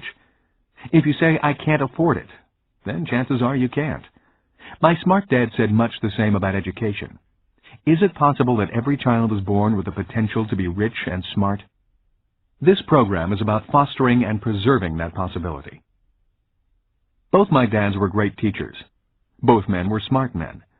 But they were not smart in the same subjects, and they did not teach the same things. Yet as different as they were, both dads believed the same things about all kids. Both dads believed all kids are born smart and all kids are born rich. They both believed a child learns to be poor and learns to believe that he or she is less smart than other kids. Both dads were great teachers because they believed in bringing out the genius that each child is born with. In other words, they did not believe in putting knowledge in. They believed in bringing the child's genius out. Both my dads were great teachers because they rarely tried to cram their ideas into my head. They often said very little, waiting instead for me to ask when I wanted to know something. Or they asked me questions, seeking to find out what I knew, rather than simply telling me what they knew. And not to forget the moms. My mom was a great teacher and role model also. She was my teacher for unconditional love, kindness, and the importance of caring for other people. I once heard that boys marry women just like their moms, and I would say that is true for me. My wife Kim is also an extremely kind and loving person. I did not know my best friend Mike's mom very well. Yet the times I was over at their home, Mike's mother was also very kind and attentive to what we were doing. Although a very private person, she was always interested in what Mike and I were learning at school and in the business. I could tell she was a great life partner for Mike's dad. Although I did not know her very well, I learned from her the importance of listening to others, letting others talk, and being respectful of the ideas of others, even if they clash with your ideas. She was a great communicator in a very quiet way. Lessons from my mom and dad. The number of single-parent families I see today concerns me. Having both a mom and a dad as teachers was important in my development. My dad would often say, "True intelligence is knowing what is appropriate rather than what is simply right or wrong." As a 6-year-old boy, I learned from my mom that I needed to be kind and gentle. But when I found myself constantly confronted by bullies at school, I also learned that I could at times be too kind and gentle. I hated being called fatty and Dumbo. Consequently, after talking with my dad, I learned to be strong and to stand up for myself. But there had to be balance. My father told me that many people live in a black and white world or a right and wrong world. Many say, don't push back, and some say, push back. The key to being successful in life is, if you must push back, you need to know exactly how hard to push. When I got pushed or put down, I learned exactly how hard to push back. Knowing exactly how hard to push requires much more intelligence than simply saying, don't push back, or push back. My dad would often say, true intelligence is knowing what is appropriate rather than what is right or wrong. I think today we need to be more intelligent with our strengths and our weaknesses. It used to be when I was a kid, and I got angry with another guy at school. We would begin to wrestle, get tired, and then the fight would be over. The worst that happened was an occasional torn shirt or bloody nose. Today, kids get angry, start thinking in the less intelligent right and wrong mode, break out their guns and shoot each other. We may be in the information age, and kids may be more worldly than their parents, but we can all learn to be more intelligent with our information and our emotions. We need to learn from both our mothers and fathers. Because of so much more information, we need to be that much more intelligent. Rich Dad's Rich Kid, Smart Kid is also available in paperback from Warner Business Books.